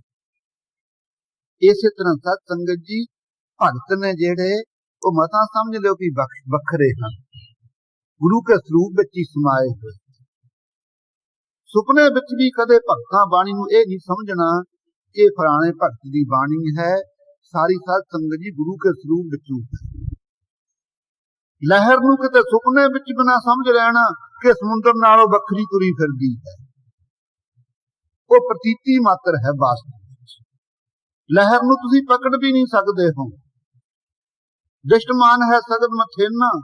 ਇਸੇ ਤਰ੍ਹਾਂ ਸਾਧ ਸੰਗਤ ਜੀ ਭਗਤ ਨੇ ਜਿਹੜੇ ਉਹ ਗੁਰੂ ਕੇ ਸਰੂਪ ਵਿੱਚ ਸਮਾ ਚੁੱਕੇ ਹੈ। ਅੰਮ੍ਰਿਤਮਈ ਬਾਣੀ ਹੈ। ਕਦੇ ਵੀ ਬੁੱਧੀ ਦੀ ਸਿਆਣਪ ਨਾਲ ਐਸੀ ਬਾਣੀ ਤੇ ਸਾਧ ਸੰਗਤ ਕਿੰਤੂ ਨਹੀਂ ਕਰਨੀ। ਪੂਰੇ ਕਾ ਕੀਆ ਸਭ ਕੁਛ ਪੂਰਾ, ਘਟ ਵੱਧ ਕੁਛ ਨਾਹੀ, ਨਾਨਕ ਗੁਰਮੁਖ ਐਸਾ ਜਾਣੇ ਪੂਰੇ ਮਾਹੇ ਸਮਾਏ। ਇਹੀ ਜੀ ਵਿਦਿਆ ਵਿਦਵਾਨ ਪੜ੍ਹਨ ਨਾਲ ਸਾਧ ਸੰਗਤ ਅਨਪੜ੍ਹ ਚੰਗਾ, ਜੇ ਕਰਕੇ ਗੁਰਬਾਣੀ ਦੇ ਉੱਤੇ ਮਨ ਦੀ ਸ਼ੰਕਾ ਹੀ ਫੁਰਦਾ। ਕੀ ਭਾਵਨਾ ਨਹੀਂ? ਕੀ ਗੁਰੂ ਨਾਨਕ ਦੇਵ ਜੀ ਅਧੂਰੇ ਹਨ? ਕੀ ਗੁਰੂ ਗੋਬਿੰਦ ਸਿੰਘ ਸਾਹਿਬ ਜੀ ਕੋਈ ਘਾਟ ਹੈ? ਸਾਡੇ ਮੰਦ ਕਰਮ ਨੇ ਸਾਧ ਸੰਗਤ ਜੇ ਕਰਕੇ ਸ਼ੰਕਾ ਸੀ। ਇਹ ਅੰਮ੍ਰਿਤਮਈ ਬਾਣੀ ਦਾ ਕੀ ਗਤੀ ਹੈ? ਜਾਪ ਸਾਹਿਬ ਦੀ ਬਾਣੀ ਚੌਪਈ ਸਵਈਏ ਜਿਨ੍ਹਾਂ ਦੇ ਪੜ੍ਹਿਆ ਅੰਮ੍ਰਿਤ ਤਿਆਰ ਨਹੀਂ ਹੁੰਦਾ। ਜਿਸ ਅੰਮ੍ਰਿਤ ਨੂੰ ਆਪਾਂ ਕਹਿੰਦੇ ਛੱਕ ਕੇ ਸਨੱਧ-ਬੱਧ ਖਾਲਸਾ ਤਿਆਰ ਹੁੰਦਾ ਹੈ, ਉਹ ਬਾਣੀ ਗੁਰੂ ਨਹੀਂ ਹੈ। ਜੇ ਉਹ ਬਾਣੀ ਗੁਰੂ ਨਹੀਂ ਤਾਂ ਉਸ ਨੂੰ ਫਿਰ ਗੁਰਬਾਣੀ ਨਹੀਂ ਕਹਾਂਗੇ ਆਪਾਂ। ਇੱਕ ਪਾਸੇ ਤੋਂ ਗੁਰਬਾਣੀ, ਬਾਣੀ ਗੁਰੂ ਗੁਰੂ ਹੈ, ਬਾਣੀ ਵਿੱਚ ਬਾਣੀ ਅੰਮ੍ਰਿਤ ਸਾਰੇ। ਜਦ ਗੁਰਬਾਣੀ ਹੈ ਤਾਂ ਉਹ ਭਾਈ ਬਾਣੀ ਗੁਰੂ ਨਹੀਂ ਹੈ। ਭਾਵੇਂ ਬਹੁਤ ਸਾਰੇ ਵਰਤਮਾਨ ਸਮੇਂ ਦੇ ਅੰਦਰ ਪ੍ਰਾਤਨ ਸ਼ਾਸਤਰਾਂ ਨੂੰ ਆਪਾਂ ਵਿਚਾਰੀਏ, ਆਪਾਂ ਸਿੱਧ ਨਹੀਂ ਕਰਦੇ। ਦੁਨੀਆ ਤਰਕਾਂ ਮਾਰਦੀ, ਕਰੋ ਇਹ ਸਿੱਧ ਤੁਸੀਂ ਗੁਰੂ ਗ੍ਰੰਥ ਸਾਹਿਬ ਨੂੰ ਗੁਰੂ ਵੱਡੇ ਕੱਟੜੋ, ਐ ਤਰਕਾਂ ਮਾਰਦੀ ਦੁਨੀਆ, ਜਿਹੜੀਆਂ ਨਾ ਸਾਰੀਆਂ ਜਾਣ ਖਾਲਸਾ ਜੀ। ਲੇਕਿਨ ਪ੍ਰਤੱਖ ਗੁਰਬਾਣੀ ਨੂੰ ਤਾਂ ਗੁਰੂ ਗ੍ਰੰਥ ਸਾਹਿਬ ਦੇ ਅੰਦਰ ਕਿਹਾ ਹੈ। ਇਸ ਕਰਕੇ ਜਿਤਨੀ ਸੱਚੇ ਪਾਤਸ਼ਾਹ ਦੀ ਸਾਧ ਸੰਗੀ ਕਿਰਤ ਹੈ, ਖਾਲਸਾ ਮੇਰੇ ਰੂਪ ਹੋ ਖਾਸ, ਖਾਲਸੇ ਮੈਂ ਹੋ ਕਰੋ ਨਿਵਾਸ। ਬੇਅੰਤ ਫੁੱਲ ਫੁੱਲ ਕੇ ਬਰਾਗ ਦੇ ਸਹਿਤ ਪ੍ਰੇਮ ਦੇ ਨਾਲ ਭਰਪੂਰ ਹੋ ਕੇ ਬਾਣੀਆਂ ਪੜ੍ਹਦੇ। ਲੇਕਿਨ ਜਿਹੜੇ ਸ਼ਾਸਤਰਾਂ 'ਚ ਅੰਕਿਤ ਨੇ, ਉਹਨਾਂ ਸ਼ਾਸਤਰਾਂ ਨੂੰ ਖਾਲਸਾ ਮਾਨਤਾ ਨਹੀਂ ਦਿੰਦਾ। ਦੱਸੋ ਮੰਦਭਾਗਨੀ ਤਾਂ ਹੋਰ ਕੀ ਨੇ। ਸਾਧ ਸੰਗਤ ਜੀ, ਗੁਰਬਾਣੀ ਜਿਤਨੀ ਹੈ ਸਾਰੀ ਸਤਿਗੁਰੂ ਜੀ ਨੇ ਸਾਧ ਸੰਗਤ ਜੀ ਜਿਵੇਂ ਸੱਚਖੰਡ ਚੋਂ ਆਈ ਹੈ ਉਸੇ ਤਰ੍ਹਾਂ ਪ੍ਰਗਟ ਕਰ ਦਿੱਤੀ। ਆਪ ਵੀ ਬ੍ਰਹਮ ਸਰੂਪ ਨੇ, ਗੁਰੂ ਸਰੂਪ ਧਾਰ ਕੇ ਪ੍ਰਗਟ ਕਰ ਦਿੱਤੀ। ਐਸੀ ਅੰਮ੍ਰਿਤਮਈ ਬਾਣੀ ਦੇ ਉੱਤੇ ਜੇ ਕੋਈ ਮਨ ਦੇ ਅੰਦਰ ਸ਼ੰਕਾ ਫੁਰਦੀ ਹੈ, ਇਹ ਸਮਝ ਲਓ ਵੀ ਮਨ ਬੇਈਮਾਨ ਹੈ, ਇਹ ਸਾਨੂੰ ਭਗਤੀ 'ਚ ਲੱਗਣ ਨਹੀਂ ਦਿੰਦਾ। ਇਹਦੀ ਸ਼ੈਤਾਨੀ ਸਮਝੋ, ਮਨ ਦਾ ਭਰੋਸਾ ਨਾ ਕਰੋ ਕਦੇ। ਕਦੇ ਵੀ ਸਾਧ ਸੰਗਤ ਜੀ ਆਪਣੀ ਸਿਆਣਪ ਨਾ ਜਣਾਓ। ਦੂਸਰੇ ਪਾਸੇ ਸਾਰੇ ਥਾਵਾਂ ਥਾਵਾਂ ਤੇ ਆਪਾਂ ਪ੍ਰਚਾਰ ਕਰਦੇ, ਖਾਲਸਾ ਜੀ ਮਾਨਸ ਲਈ ਸਫਲੀ ਕਰੋ, ਸਫਲੀ ਕਰੋ। ਸਫਲੀ ਹੁੰਦੀ ਹੈ ਬੰਦਗੀ ਕਰਕੇ। ਬੰਦਾ ਹੋਏ ਬੰਦਗੀ ਹੈ। ਕੋਈ ਨਹੀਂ ਕਹਿੰਦਾ ਮੈਂ ਪਸ਼ੂ ਆ। ਜੇ ਕਿਸੇ ਨੂੰ ਪੁੱਛੇ ਤੂੰ ਕੌਣ ਹੈ, ਕਹਿੰਦਾ ਮੈਂ ਬੰਦਾ। ਬੰਦਾ ਉਹਨੂੰ ਕਹਿੰਦੇ ਆ, ਗੁਰਬਾਣੀ ਤਾਂ ਕਹਿੰਦੀ ਹੈ ਬੰਦੋ ਹੋਏ ਬੰਦਗੀ ਹੈ। ਜਿਹੜਾ ਬੰਦਗੀ ਨੂੰ ਗ੍ਰਹਿਣ ਕਰਦਾ ਸਾਧ ਸੰਗਤ ਜੀ, ਉਹ ਬੰਦਾ ਹੈ। ਬੰਦਗੀ ਦੇ ਕੀ ਲੱਛਣ ਹੋਏ? ਹੱਥ ਜੋੜਨ ਦਾ ਨਾਮ ਬੰਦਗੀ ਹੈ। ਇਸ ਭਗਤੀ ਕਾ ਕੋਈ ਜਾਣੈ ਭਿਓ, ਸਭ ਮੇਰਾ ਪ੍ਰਭ ਆਤਮ ਦਿਓ। ਬੰਦਗੀ ਕਹਿ ਲੋ, ਭਗਤੀ ਕਹਿ ਲੋ, ਤ੍ਰੈਵਾਚਕ ਸ਼ਬਦ ਨੇ। ਇਸ ਭਗਤੀ ਦਾ ਕੋਈ ਭੇਤ ਤਾਂ ਆ ਕੇ ਜਾਣੇ। ਗੁਰੂ ਮਹਾਰਾਜ ਦੀ ਓਟ ਲੈ ਕਰਕੇ ਸੰਗਤ ਵਿੱਚ ਬੈਠ ਕੇ, ਸਭ ਮੇਰਾ ਪ੍ਰਭ ਆਤਮ ਦੇ। ਜਿਹੜਾ ਮੇਰਾ ਆਤਮਾ ਹੈ ਤੇ ਪ੍ਰਭੂ ਹੈ, ਉਹ ਦੋਨੋਂ ਸਾਥ ਇੱਕ ਸਰੂਪ ਨੇ। ਇਹ ਨਿਸ਼ਚਾ ਕਰਨ ਵਾਸਤੇ ਹੀ ਭਗਤੀ ਕਰੀਦੀ। ਐਸੇ ਸਾਧ ਸੰਗਤ ਜੀ ਜੇ ਬੰਦਗੀ ਕਰਾਂਗੇ, ਫਿਰ ਵਾਹਿਗੁਰੂ ਨੇ ਰੋਸ ਕੀ ਕਰਨਾ? ਉਹ ਤਾਂ ਸਦਾ ਹੀ ਸਾਧ ਸੰਗਤ ਪ੍ਰਸੰਨ ਰੂਪ ਹੈ। ਉਹ ਜਿਸ ਸਾਧ ਸੰਗਤ ਜੀ ਜਿਉਂਦੇ ਕਰਦਾ ਹੈ, ਤਾਂ ਵੀ ਆਪਾਂ ਮਰੇ ਹੋਏ ਆ, ਭਗਤੀ ਬਣੋ, ਇੱਧਰ ਨੂੰ ਜਿਉਂਦੇ ਕਰ ਦਿੰਦਾ ਹੈ। ਜੇ ਮਾਰਦਾ ਹੈ ਤਾਂ ਆਪਾਂ ਜਿਉਂਦੇ ਆ ਸੰਸਾਰ ਵੱਲ, ਇਧਰੋਂ ਮਾਰ ਦਿੰਦਾ। ਜੀਵਤ ਭਾਵ ਤੋਂ ਮਾਰ ਕੇ ਸਾਧ ਸੰਗਤ ਬ੍ਰਹਮ ਵਿੱਚ ਲੀਨ ਕਰ ਦਿੰਦਾ। ਐਸੇ ਅਕਾਲ ਪੁਰਖ ਅੰਤਰਜਾਮੀ ਨੇ ਆਪਾਂ ਨੂੰ ਸਾਧ ਸੰਗਤ ਜੀ ਭਾਵ ਭਗਤੀ ਵਿੱਚ ਜੋੜਨ ਵਾਸਤੇ ਬੰਦਗੀ ਖਾਈ ਦੀ ਵੀ ਹੈ। ਉਹ ਕਿਵੇਂ? ਜਿਤਨੀ ਧਰਮ ਦੀ ਕਿਰਤ ਕਰਕੇ ਆਪਾਂ ਸਾਧ ਸੰਗਤ ਜੀ ਪੇਟ ਦੇ ਆਧਾਰ ਵਾਸਤੇ ਭੋਜਨ ਬਣਾਉਨੇ ਆ। ਕਹਿੰਦੇ ਲਕੋ ਖਾਵੇ ਗੰਦਗੀ, ਦਿਖਾ ਖਾਵੇ ਸ਼ਰਮਿੰਦਗੀ, ਵੰਡ ਖਾਵੇ ਬੰਦਗੀ। ਇਸ ਕਰਕੇ ਖਾਲਸਾ ਸਾਧ ਸੰਗਤ ਜੀ ਲੰਗਰ ਥਾਂ ਥਾਂ ਦੁਨੀਆ ਦੇ ਕੋਨਿਆਂ ਤੇ ਕਿਉਂ ਨਹੀਂ? ਇਸੇ ਕਰਕੇ ਚੱਲਦੇ। ਹੋਰ ਦੁਨੀਆ ਦੇ ਲੋਕ ਘੱਟ ਧਨਾੜ ਨੇ ਆਪਣੇ ਨਾਲੋਂ, ਲੇਕਿਨ ਉਹਨਾਂ ਦੇ ਧਾਰਮਿਕ ਸਥਾਨਾਂ ਤੇ ਭੋਜਨ ਨਹੀਂ ਮਿਲੇਗਾ। ਕਿਉਂ? ਗੁਰੂ ਖਾਲਸੇ ਨੂੰ ਸਾਧ ਸੰਗਤ ਜੀ ਮਹਾਰਾਜ ਜੀ ਨੇ ਦਰਸਾਇਆ। ਖਾਲਸਾ ਦੀ ਪਹਿਲੀ ਬੰਦਗੀ ਤਾਂ ਆ ਹੈ। ਜੇ ਤੁਸੀਂ ਲੁਕੋ ਖਾ ਕੇ ਖਾਣੇ ਹੋ, ਗੰਦਗੀ ਖਾਣੇ ਹੋ, ਭੋਜਨ ਨਹੀਂ ਛਕਦੇ। ਜੇ ਦਿਖਾ ਕੇ ਖਾਣੇ ਹੋ, ਇਦੋਂ ਸ਼ਰਮਿੰਦਗੀ ਕੀ ਹੋਊ? ਦੂਸਰਾ ਭੁੱਖਾ ਕੋਲੇ ਬੈਠਾ ਹੋਵੇ, ਗੁਰਸਿੱਖ ਜਨ ਸਕਦਾ ਸਾਧ ਸੰਗਤ ਜੀ। ਘਾਲ ਖਾਏ ਕਿ ਛੱਥੋਂ ਦੇ, ਨਾਨਕ ਰਾਹ ਪਛਾਣ ਸੇ। ਧਰਮ ਦੀ ਕਿਰਤ ਕਰਕੇ ਸਾਧ ਸੰਗਤ ਜੀ ਵੰਡ ਕੇ ਛਕਣਾ ਸਭ ਤੋਂ ਵੱਡੀ ਬੰਦਗੀ ਹੈ। ਬੜੀ ਦੁਨੀਆ ਕਹਿੰਦੀ ਮਨ ਤਾਂ ਜੀ ਲੱਗਦਾ ਨਹੀਂ ਬੰਦਗੀ 'ਚ। ਪਹਿਲਾਂ ਸਾਧ ਸੰਗਤ ਚੀਜ਼ ਕਰਕੇ ਤਾਂ ਬੰਦਗੀ ਕਰ ਲਈਏ। ਧਰਮ ਦੀ ਕਿਰਤ ਕੀਤੀ ਹੋਵੇ, ਭੁੱਖਿਆਂ ਨੂੰ ਸਤ ਸੰਗੀ ਛਕਾ ਕੇ ਭੋਜਨ ਛਕੇ। ਭਾਈ ਗੁਰਦਾਸ ਨੇ ਵੀ ਕਿਹਾ ਉਹਨਾਂ ਗੁਰਸਿੱਖਾਂ ਤੋਂ ਕੁਰਬਾਨ ਜਾਂਦੇ ਆ ਜਿਹੜਾ ਛਕਾ ਕੇ ਫੇਰ ਛਕਦਾ ਹੈ। ਸਤ ਸੰਗਤ ਜੀ ਪਹਿਲੀ ਬੰਦਗੀ ਇਹ, ਦੂਸਰੀ ਬੰਦਗੀ ਆ ਮਨ ਕਰਕੇ ਸਤ ਸੰਗੀ ਜਿਹੜੇ ਆਪਾਂ ਇੱਥੇ ਬੈਠੇ, ਜਿੰਨਾ ਚਿਰ ਆਪਾਂ ਅੰਮ੍ਰਿਤਮਈ ਸ਼ਬਦ ਦੇ ਆਸਰੇ, ਭਾਵੇਂ ਕੀਰਤਨ ਹੋ ਰਿਹਾ ਹੈ, ਭਾਵੇਂ ਕਥਾ ਹੋ ਰਹੀ ਹੈ, ਸ਼ਬਦ ਵਿੱਚ ਬਿਰਤੀ ਟਿਕਾ ਰੱਖਾਂਗੇ, ਉਹ ਬੰਦਗੀ ਹੋਈ ਬੰਦਗੀ ਹੈ, ਪ੍ਰਚਾਰ ਦਾ ਨਾ ਬੰਦਗੀ ਨਹੀਂ। ਸੋ ਆਓ ਸਤ ਸੰਗੀ ਬਿਰਤੀਆਂ ਨੂੰ ਕਾਂਗਰ ਕਰੋ। ਆਪ ਸੱਚੇ ਪਾਤਸ਼ਾਹ ਐਸੀ ਭਉ ਭਗਤੀ ਵਿੱਚ ਜੋੜਨ ਵਾਲੇ ਬੜੇ ਹੰਕਾਰੀ ਸਿੱਧਾਂ ਨੂੰ ਉਪਦੇਸ਼ ਦੇ ਰਹੇ, ਜਿਨ੍ਹਾਂ ਨੇ ਸਮਝਿਆ ਹੋਇਆ ਸੀ ਖੱਟ ਸ਼ਾਸਤਰਾਂ ਜੋ ਪਤੰਜਲ ਸ਼ਾਸਤਰ ਹੈ, ਉਸ ਸਿਧਾਂਤ ਨੂੰ ਉਹ ਸਤ ਸੰਗਤ ਜੀ ਮੁੱਖ ਰੱਖਦੇ ਹੋਏ ਬ੍ਰਹਮ ਲੋਕ ਦੀ ਪ੍ਰਾਪਤੀ ਨੂੰ ਮੁਕਤੀ ਮੰਨਦੇ ਔਰ ਜੀਵ ਈਸ਼ ਦੀ ਭੇਦਤਾ ਹੀ ਮੰਨਦੇ। ਕਹਿੰਦੇ ਜੀਵ ਤੇ ਈਸ਼ ਮਿਲ ਸਕਦਾ ਹੀ ਨਹੀਂ ਕਦੇ। ਲੇਕਿਨ ਗੁਰਬਾਣੀ ਸਤ ਸੰਗਤ ਜੀ ਜੀਵ ਨੂੰ ਵਾਹਿਗੁਰੂ ਵਿੱਚ ਅਭੇਦ ਕਰ ਦਿੰਦੇ, ਜਿਉਂ ਜਲ ਮੈਂ ਜਲ ਆਏ ਖਟਾਨਾ, ਤਿਉਂ ਜੋਤੀ ਸੰਗ ਜੋਤ ਸਮਾ। ਸੋ ਗੁਰਸਿੱਖੋ, ਆਪ ਸਮੇਰ ਪਰਬਤ ਤੇ ਪਹੁੰਚੇ ਹੋਏ ਹੈ, ਬੇਅੰਤ ਸਿੱਧ ਇਰਦ ਗਿਰਦ ਬੈਠੇ ਹਨ। ਆਪ ਨਿਰਭਉ ਸਰੂਪ ਨੇ, ਨਿਰਭਉ ਜਪੈ ਸਗਲ ਭਉ ਮਿਟੈ। ਨਿਰਭਉ ਦਾ ਜਾਪ ਵੀ ਆਪ ਕਰਾ ਰਹੇ ਨੇ, ਕਿਉਂ ਸਾਡੇ ਗੁਰਸਿੱਖਾਂ ਦੇ ਹਿਰਦੇ ਤੋਂ ਭੈ ਚੱਕੇ ਜਾਣ। ਕੋਈ ਵਿਅਕਤੀ ਨਹੀਂ ਜਿਹਦੇ ਅੰਦਰ ਭੈ ਨਹੀਂ, ਭਾਵੇਂ ਕੋਈ ਬੁੱਢਾ ਹੈ, ਭਾਵੇਂ ਜੁਆ ਅਵਸਥਾ ਵਾਲਾ, ਭਾਵੇਂ ਬਾਲਕ ਅਵਸਥਾ ਹੈ, ਕੋਈ ਵਿਅਕਤੀ ਹੈ ਜਿਹਦੇ ਅੰਦਰ ਭੈ ਨਹੀਂ, ਡਰ ਨਹੀਂ ਹੈ। ਲੇਕਿਨ ਭੈ ਨੂੰ ਉਹ ਚੱਕੇਗਾ ਜਿਹੜਾ ਨਿਰਭਉ ਆਪ ਹੋਵੇ।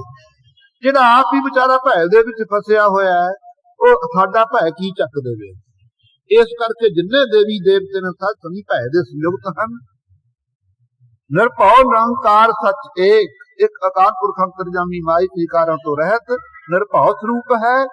ਉਹਦੀ ਬੰਦਗੀ, ਉਹਦੀ ਉਪਾਸਨਾ, ਭਗਤੀ ਕਰਨ ਵਾਸਤੇ ਖਾਲਸਾ ਜੀ ਆਪਾਂ ਜੁੜਦੇ ਹਾਂ।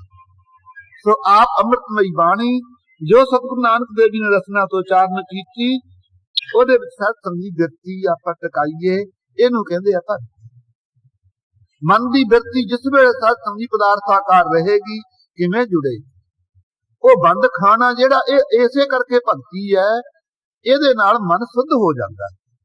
ਜਦੋਂ ਬਿਰਤੀ ਸਤੋਮਈ ਦਾਇਰੇ ਵਿੱਚ ਆਵੇਗੀ, ਰਜੋ ਗੁਣ ਦਾ ਤਿਆਗ ਕਰੇਗੀ, ਤਮੋ ਗੁਣ ਦਾ ਅਭਾਵ ਹੋ ਜਾਵੇਗਾ, ਉਸ ਵੇਲੇ ਖਾਲਸਾ ਜੀ ਦੂਸਰੇ ਨੂੰ ਕਹਿਣ ਦੀ ਲੋੜ ਨਹੀਂ ਪਵੇਗੀ ਮੇਰੀ ਬਿਰਤੀ ਨਹੀਂ ਟਿਕਦੀ ਹੈ। ਫਿਰ ਸਹਿਜੇ ਹੀ ਗੁਰਸਿੱਖ ਦੀ ਧਰਮੀ ਪੁਰਸ਼ ਦੀ ਸਤ ਸੰਗੀ ਟਿਕ ਜਾਂਦੀ। ਐਸੀ ਅੰਮ੍ਰਿਤਮਈ ਬਾਣੀ ਹੈ। ਸਿੱਧਾ ਨੇ ਪ੍ਰਸ਼ਨ ਕੀਤਾ ਪਿੱਛੇ, ਸੁਣ ਸੁਆਮੀ ਅਰਦਾਸ ਹਮਾਰੀ, ਸੂਚੋ ਪੁੱਛੋ ਸੱਚ ਵਿਚਾਰ। ਮਹਾਰਾਜ ਸੱਚੀ ਵਿਚਾਰ ਪੁੱਛਦੇ ਆ, ਕਿਰਪਾ ਕਰਕੇ ਦੱਸੋ, ਸਾਡੀ ਤੋਂ ਬੇਨਤੀ ਹੈ। ਕਿਉਂ ਸਾਰੇ ਜਿਹੜੇ ਸਿੱਧ ਸੀ ਤਮੋ ਗੁਣ ਨਹੀਂ ਸੀ, ਕਈ ਨੇਕ ਵੀ ਸਨ। ਰੋਸ ਨਾ ਕੀਜੈ ਉੱਤਰ ਦੀਜੈ, ਕਿਉਂ ਪਾਈਐ। ਗੁੱਸਾ ਨਾ ਕਰਿਓ। ਮਹਾਰਾਜ ਨੇੜੇ ਕਿੱਥੇ ਗੁੱਸਾ। ਸਤ ਸੰਗਤ ਜੀ ਨੇਕਾਂ ਦੇ ਗੁੱਸਿਆਂ ਨੂੰ ਕੱਢ ਦੇਣ ਵਾਲੇ। ਉੱਤਰ ਜ਼ਰੂਰ ਦਿਓ ਮਹਾਰਾਜ, ਕਿਵੇਂ ਪਾਈਏ ਵਾਹਿਗੁਰੂ ਨੂੰ। ਮਹਾਰਾਜ ਕਹਿੰਦੇ ਭਾਈ ਗੁਰਦੁਆਰੋ, ਗੁਰੂ ਦੁਆਰਾ ਪ੍ਰਾਪਤ ਹੁੰਦਾ ਹੈ ਪਰਮੇਸ਼ਰ ਦੀ ਪ੍ਰਾਪਤੀ। ਨਹੀਂ ਤਾਂ ਮਨਮੁਖਾਂ ਨੂੰ ਪੁੱਛੋ, ਕਹਿੰਦੇ ਤੁਸੀਂ ਗੁਰੂ ਘਰ ਬਹੁਤੇ ਜਾਂਦੇ ਹੋ, ਤੁਹਾਡੇ ਨਾਲ ਅਸੀਂ ਘਰੇ ਹੀ ਬਥੇਰੀ ਜਪੀ ਜਾਂਦੇ ਆ ਜਾਪ। ਲੇਕਿਨ ਗੁਰਬਾਣੀ ਦੇ ਵਿੱਚ ਸਤ ਸੰਗੀ ਕਥਨ ਹੈ, ਮਨਮੁਖ ਹਰ ਹਰ ਕਰ ਸਕੇ ਮੈਲ ਨ ਸਕੀ ਧੋਏ। ਮਨਮੁਖ ਵੀ ਹਰ ਹਰ ਦਾ ਜਾਪ ਜਪਦੇ ਹੈ, ਲੇਕਿਨ ਪਾਪਾਂ ਦੀ ਮੈਲ ਉਹ ਧੋ ਨਹੀਂ ਸਕਦੇ। ਸਤ ਸੰਗਤ ਉਹ ਰੀਸ ਦਾ ਜ਼ਰੂਰ ਕਰਦੇ ਹੈ। ਹੰਸਾਂ ਸੇਤੀ ਚਿੱਤੋ ਲਾਸਾ ਕੁੱਕੜ ਦੀ ਉਡਾਰੀ। ਕੁੱਕੜ ਕਹਿੰਦਾ ਮੈਂ ਕਿਹੜਾ ਘੱਟਵਾ, ਮੇਰੇ ਕੋਲੇ ਫੰਗ ਨਹੀਂ, ਮੇਰੇ ਸਿਰ ਤੇ ਕਲਗੀ ਸੋਭਦੀ, ਮੈਂ ਬੜਾ ਸੋਹਣਾ, ਮੈਂ ਹੰਸਾਂ ਨਾਲ ਘੱਟ ਹੋਏ। ਲੇਕਿਨ ਜਦੋਂ ਹੰਸ ਉਡਾਰੀ ਮਾਰਦੇ ਹੈ, ਕੁੱਕੜ ਉਤਸ਼ਾਹ ਕਰੇ ਵੀ ਨਾਲ ਸਾਥ ਸੰਗੀ ਉਡਾਰੀ ਮਾਰ ਦੂ, ਮਾਰ ਦੇਵੇਗਾ। ਜੇ ਕੁੱਕੜ ਉਹਨਾਂ ਦੀ ਰੀਸ ਨਾਲ ਉਡਾਰੀ ਮਾਰੂਗਾ ਹੀ, ਰੂੜੀ ਤੇ ਬਹਿ ਜੂ ਉੱਡ ਕੇ। ਜੇ ਉਦੋਂ ਹੋਰ ਉੱਚੀ ਮਾਰੂ ਤਾਂ ਕੋਠੇ ਤੇ ਚੜ ਜੂ। ਹੋ ਰਿਹਾ ਉਹਨੇ ਕਿੱਥੇ ਸਾਥ ਸੰਗੀ ਬੋਲਾ ਕਿੱਥੇ ਜਾਣਾ। ਹੰਸਾਂ ਨੇ 500 ਕੋਝੀਆਂ ਉਡਾਰੀਆਂ ਲਾਉਣੀਆਂ। ਹੰਸ ਤੱਤ ਵੇ ਤੇ ਸਤ ਸੰਗਤ ਜੀ, ਗੁਰਮੁਖ ਉਜਲ ਹੰਸ ਹੈ, ਮਨਮੁਖ ਹੈ ਕਾ। ਗੁਰਬਾਣੀ ਤੰਨਾ ਭਾਈਆ ਜਨਾ ਮਸਤਕ ਭਾ। ਗੁਰਮੁਖ ਭਾਈ ਉਜਲ ਹੰਸਾਂ ਦੀ ਨਿਆਈ ਹੈ। ਉਹ ਚਿਦਾ ਆਕਾਸ਼ ਵਿੱਚ ਉਡਾਰੀਆਂ ਲਾਉਣ ਵਾਲੇ ਅੰਮ੍ਰਿਤਮਈ ਬਾਣੀ ਦੇ ਆਸਰੇ ਸਤ ਸੰਗਤ ਜੀ, ਜਿੱਥੇ ਕੋਈ ਦੇਸ਼ ਵਾਰਤਾ ਨਹੀਂ, ਰਾਜ ਵਾਰਤਾ ਨਹੀਂ, ਰੋਲ ਗੁਰਬਾਣੀ ਦਾ ਚਿੰਤਨ ਹੈ। ਇਦੂ ਵੱਡਾ ਸੱਚਖੰਡ ਔਰ ਸਤ ਸੰਗੀ ਸਤਜੁਗ ਸਥਾਨ ਹੋਰ ਕਿੱਥੇ ਹੋਵੇ। ਸੋ ਕੁੱਕੜ ਦੀ ਨਿਆਈ ਜਿਹੜੇ ਮਨਮਤੀਏ ਲੋਕ ਨੇ ਸਾਧ ਸੰਗਤ ਜੀ, ਲੋਕਾਂ ਦੀ ਗੰਦਗੀ ਰੂੜੀ ਦਾ ਫਰੋਲਣ ਵਾਲੇ ਨਿੰਦਕ ਲੋਕ, ਕੁੱਕੜ ਵੀ ਰੂੜੀਆਂ ਫਰੋਲਦਾ ਹੈ, ਮਨਮੁਖ ਵੀ ਨਿੰਦਿਆ ਕਰਕੇ ਲੋਕਾਂ ਦੀ ਨਿੰਦਿਆ ਫਰੋਲਦਾ ਰਹਿੰਦਾ ਵੀ ਇਹਦੇ ਚ ਕੀ ਰੁਕਤ ਕੱਢਾਂ ਮੈਂ।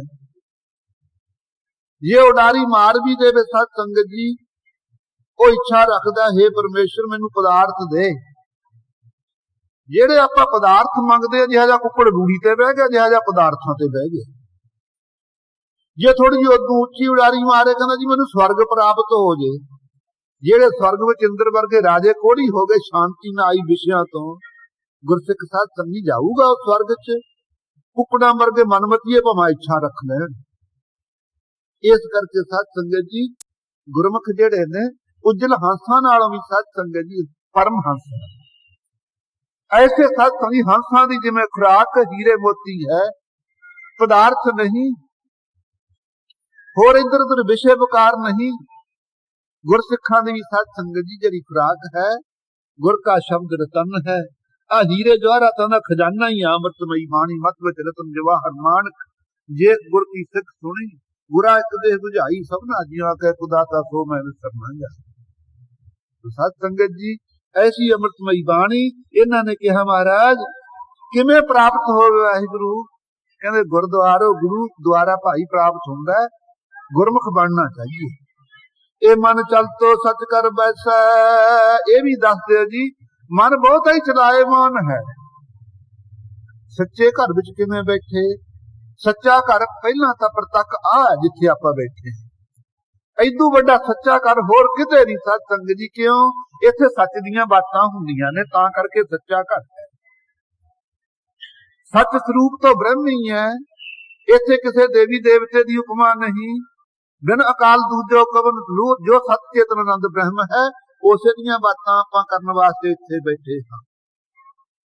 ਇਸ ਕਰਕੇ ਸੱਚਾ ਘਰ ਹੈ। ਜੇ ਕਰਕੇ ਇਸ ਘਰ ਵਿੱਚ ਇਹ ਮਨ ਜਿਹੜਾ ਚੰਚਲਾ ਨੱਠਿਆ ਫਿਰਦਾ ਹੈ, ਇਹ ਕਿਵੇਂ ਬੈਠੇ? ਮਹਾਰਾਜ ਕਹਿੰਦੇ ਨਾਨਕ ਨਾਮੇ ਆਧਾਰ। ਇਹ ਸਿੱਧੋ ਨਾਮ ਦੇ ਆਸਰੇ ਬੈਠ ਸਕਦਾ ਸੱਚੇ ਘਰ ਦੇ ਅੰਦਰ। ਇੱਥੇ ਆਪਾਂ ਬੈਠ ਹੀ ਉਹਨਾਂ ਚਿਰ ਸਕਦਾ ਜਿੰਨਾ ਚਿਰ ਨਾਮ ਦੀ ਜਿਹੜੀ ਵਿਆਖਿਆ ਸਮਝ ਆਉਂਦੀ ਹੋਵੇ। ਜੇ ਨਹੀਂ ਸਮਝ ਆਉਂਦੀ ਤਾਂ ਨੀਂਦ ਆ ਜਾਂਦੀ ਹੈ, ਨਹੀਂ ਉੱਠ ਕੇ ਹੀ ਤੁਰ ਜਾਈਦਾ ਹੈ, ਪੂਰਬਲੇ ਪਾਪਾਂ ਦਾ ਸਾਧ ਸੰਗਤ ਜੀ ਪ੍ਰਭਾਵ ਕਰਕੇ।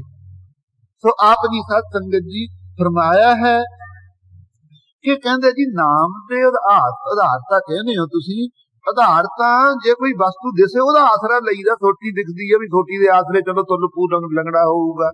ਨਾਮ ਤੋਂ ਦਿਸਦਾ ਨਹੀਂ ਹੈ। ਮਹਾਰਾਜ ਕਹਿੰਦੇ ਭਾਈ ਜਿੱਥੇ ਪਰਮੇਸ਼ਰ ਨਿਰਾਕਾਰ ਹੈ, ਉੱਥੇ ਪਰਮੇਸ਼ਰ ਦਾ ਨਾਮ ਵੀ ਨਿਰਾਕਾਰ ਹੈ। ਕੀ ਕਰੋ ਫਿਰ? ਆਪ ਜੀ ਫਰਮਾਉਂਦੇ ਨੇ ਲੱਗਾ ਸਾਚ ਪਿਆਰ। ਸੱਚਾ ਕੇਵਲ ਨਾਮ ਹੀ ਹੈ, ਉਹਦੇ ਨਾਲ ਪਿਆਰ ਲੱਗ ਜਾਵੇ ਨਾ, ਔਰ ਗੁਰਾਂ ਦੁਆਰਾ ਉਸ ਨੂੰ ਚਿੰਤਨ ਕਰੀਏ, ਤਾਂ ਫਿਰ ਸਾਧ ਸੰਗਤ ਜੀ ਕੀ ਫਲ ਤੇ ਮਿਲਦਾ? ਆਪੇ ਮੇਲ ਮਲਾਏ ਕਰਤਾ। ਪਿਆਰ ਵੀ ਤਦੇ ਨਾਮ ਨਾਲ ਲੱਗੇਗਾ ਜੇ ਕਰਤਾ ਪੁਰਖ ਆਪਣੇ ਮੇਲ ਵਿੱਚ ਮਿਲਾ ਦੇਵੇ। ਆ ਬੁੜੀਆਂ ਦਾ ਵੀ ਤੁਰੀਆਂ ਜਾਂਦੀਆਂ, ਕਹਿੰਦੇ ਆ ਮੇਲ ਜਾਂਦਾ ਹੈ। ਆ ਗੁਰੂ ਨਾਨਕ ਦੇਵ ਜੀ ਦਾ ਮੇਲ ਆ, ਜਿਤਨਾ ਬੈਠਾ ਸਾਧ ਸੰਗੀ ਆਪਾਂ ਸੰਗਤ ਨੂੰ। ਇਹ ਮੇਲ ਵਿੱਚ ਮਹਾਰਾਜ ਜੀ ਆਪਾਂ ਨੂੰ ਕਿਤੇ ਮੇਲ ਲੈਣ ਤਾਂ ਕਿਉਂ ਨਹੀਂ ਪਿਆਰ ਲੱਗੂ ਸਾਧ ਸੰਗਤ ਜੀ? ਪੱਥਰ ਦੇ ਉੱਤੇ ਰੱਸੇ ਨੂੰ ਘਸਾਈ ਜਾਈਏ, ਕਿਸੇ ਸਮੇਂ ਸਾਧ ਸੰਗੀ ਪੱਥਰ ਵੀ ਘਸ ਜਾਂਦਾ, ਨਾਲ ਇੰਨਾ ਕੈੜਾ ਹੁੰਦਾ। ਕਦੇ ਤਾਂ ਸਾਧ ਸੰਗਤ ਜੀ ਪਿਆਰ ਲੱਗੇਗਾ ਜਦੋਂ ਇਸ ਮੇਲ ਵਿੱਚ ਮਿਲਾਂਗੇ। ਸਾਧ ਸੰਗਤ ਜੀ ਸੱਚੇ ਨਾਮ ਨਾਲ ਪਿਆਰ ਲੱਗੇਗਾ, ਔਰ ਫਿਰ ਵਾਹਿਗੁਰੂ ਸਾਧ ਸੰਗੀ ਆਪਾਂ ਨੂੰ ਆਜੂ ਦੀ ਸਮਾਪਤੀ ਤੇ ਆਪਣੇ ਮੇਲ, ਆਪਣੇ ਸਰੂਪ ਵਿੱਚ ਮੇਲ ਲਵੇਗਾ। ਦੁੰਦਬਾਦ ਦਾ ਅਭਾਵ ਹੋ ਜਾਵੇਗਾ। ਉਹਦੇ ਵਿੱਚ ਸਾਧ ਸੰਗੀ ਮਿਲ ਕੇ ਉੱਥੇ ਜੰਮਣ ਮਰਨ ਦਾ ਆਵਾਗਮਨ ਚੱਕਿਆ ਜਾਵੇ। ਐਸੀ ਸਾਧ ਸੰਗਤ ਜੀ ਵਿਚਾਰ ਆਪ ਜੀ ਨੇ ਸਿੱਧਾਂ ਨੂੰ ਦਰਸਾਈ ਹੈ। ਅੱਗੇ ਇੱਕ ਲੋਹਰਾਈਪਾ ਨਾਮੇ ਸਾਧ ਸੰਗੀ ਸਿੱਧ ਹੈ। ਲੋਹਾਰੀਪਾ ਇਹ ਗੋਰਖਨਾਥ ਦਾ ਚੇਲਾ ਹੈ। ਇਹ ਸਤਿਗੁਰੂ ਜੀ ਨੂੰ ਪ੍ਰਸ਼ਨ ਕਰ ਰਿਹਾ ਹੈ। ਆਪ ਸੁਣੋ। ਹਾਟੀ ਬਾਟੀ ਰਹਿ ਨਰਾਲੇ। ਕਹਿੰਦਾ ਜੀ ਮੈਨੂੰ ਇਉਂ ਦੱਸੋ, ਹਾਟੀ ਬਾਟੀ ਰਹਿ ਨਰਾਲੇ।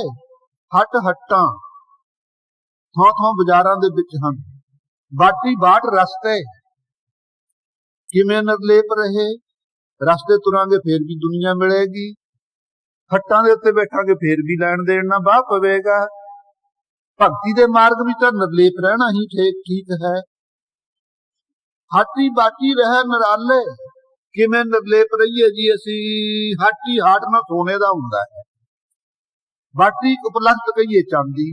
ਸੋਨੇ ਚਾਂਦੀ ਪਦਾਰਥਾਂ ਤੋਂ ਕਿਵੇਂ ਨਿਰਲੇਪ ਰਹੀਏ, ਮਾਇਆ ਤੋਂ ਬਿਨਾਂ ਤਾਂ ਸਰਦਾ ਨਹੀਂ, ਨਿਰਵਾਹ ਨਹੀਂ ਹੁੰਦਾ ਹੈ। ਇਹ ਵੀ ਪ੍ਰਸ਼ਨ ਕੀਤਾ ਇਸਨੇ। ਰੂਖ ਬਰਖ ਉਦਿਆਨੇ, ਮਹਾਰਾਜ ਕਹਿੰਦੇ ਭਾਈ ਤੈਨੂੰ ਨਾਲ ਹੀ ਉੱਤਰ ਦਿੰਨੇ ਆ। ਰੂਖ ਕਹੀਏ ਰੁੱਖ ਕਰੇ, ਪ੍ਰੀਤੀ ਕਰੇ ਕਿਹਦੇ ਨਾਲ, ਜਿੱਥੇ ਉਜਾੜ ਚ ਬਿਰਛ ਨੇ ਉੱਥੇ ਆਨੰਦ ਮਾਣੇ। ਨਿਰਲੇਪ ਹੋ ਜਾਵੇ ਇਹ ਜੇ ਜਿੱਥੇ ਬਸਤੀ ਹੈ, ਲੋਕ ਪ੍ਰਵਿਰਤੀ ਦੇ ਵਿਹਾਰਾਂ ਚ ਫਸੇ ਹੋਏ ਨੇ, ਉੱਥੋਂ ਨਿਰਲੇਪ ਹੋ ਕੇ ਉਜਾੜ ਚ ਚਲਿਆ ਜਾਵੇ। ਕੰਦ ਮੂਲ ਆਹਾਰੋ ਖਾਈਆ, ਕਹਿੰਦੇ ਜੀ ਜੇ ਜੋਗੀ ਰਹਿੰਦੇ ਤਾਂ ਉਜਾੜ ਚ ਨੇ, ਜੇ ਅਸੀਂ ਨਾ ਫੇਰੀ ਪਾਈਏ ਨਗਰ ਵਿੱਚ ਭੁੱਖੇ ਮਰ ਜਾਾਂਗੇ।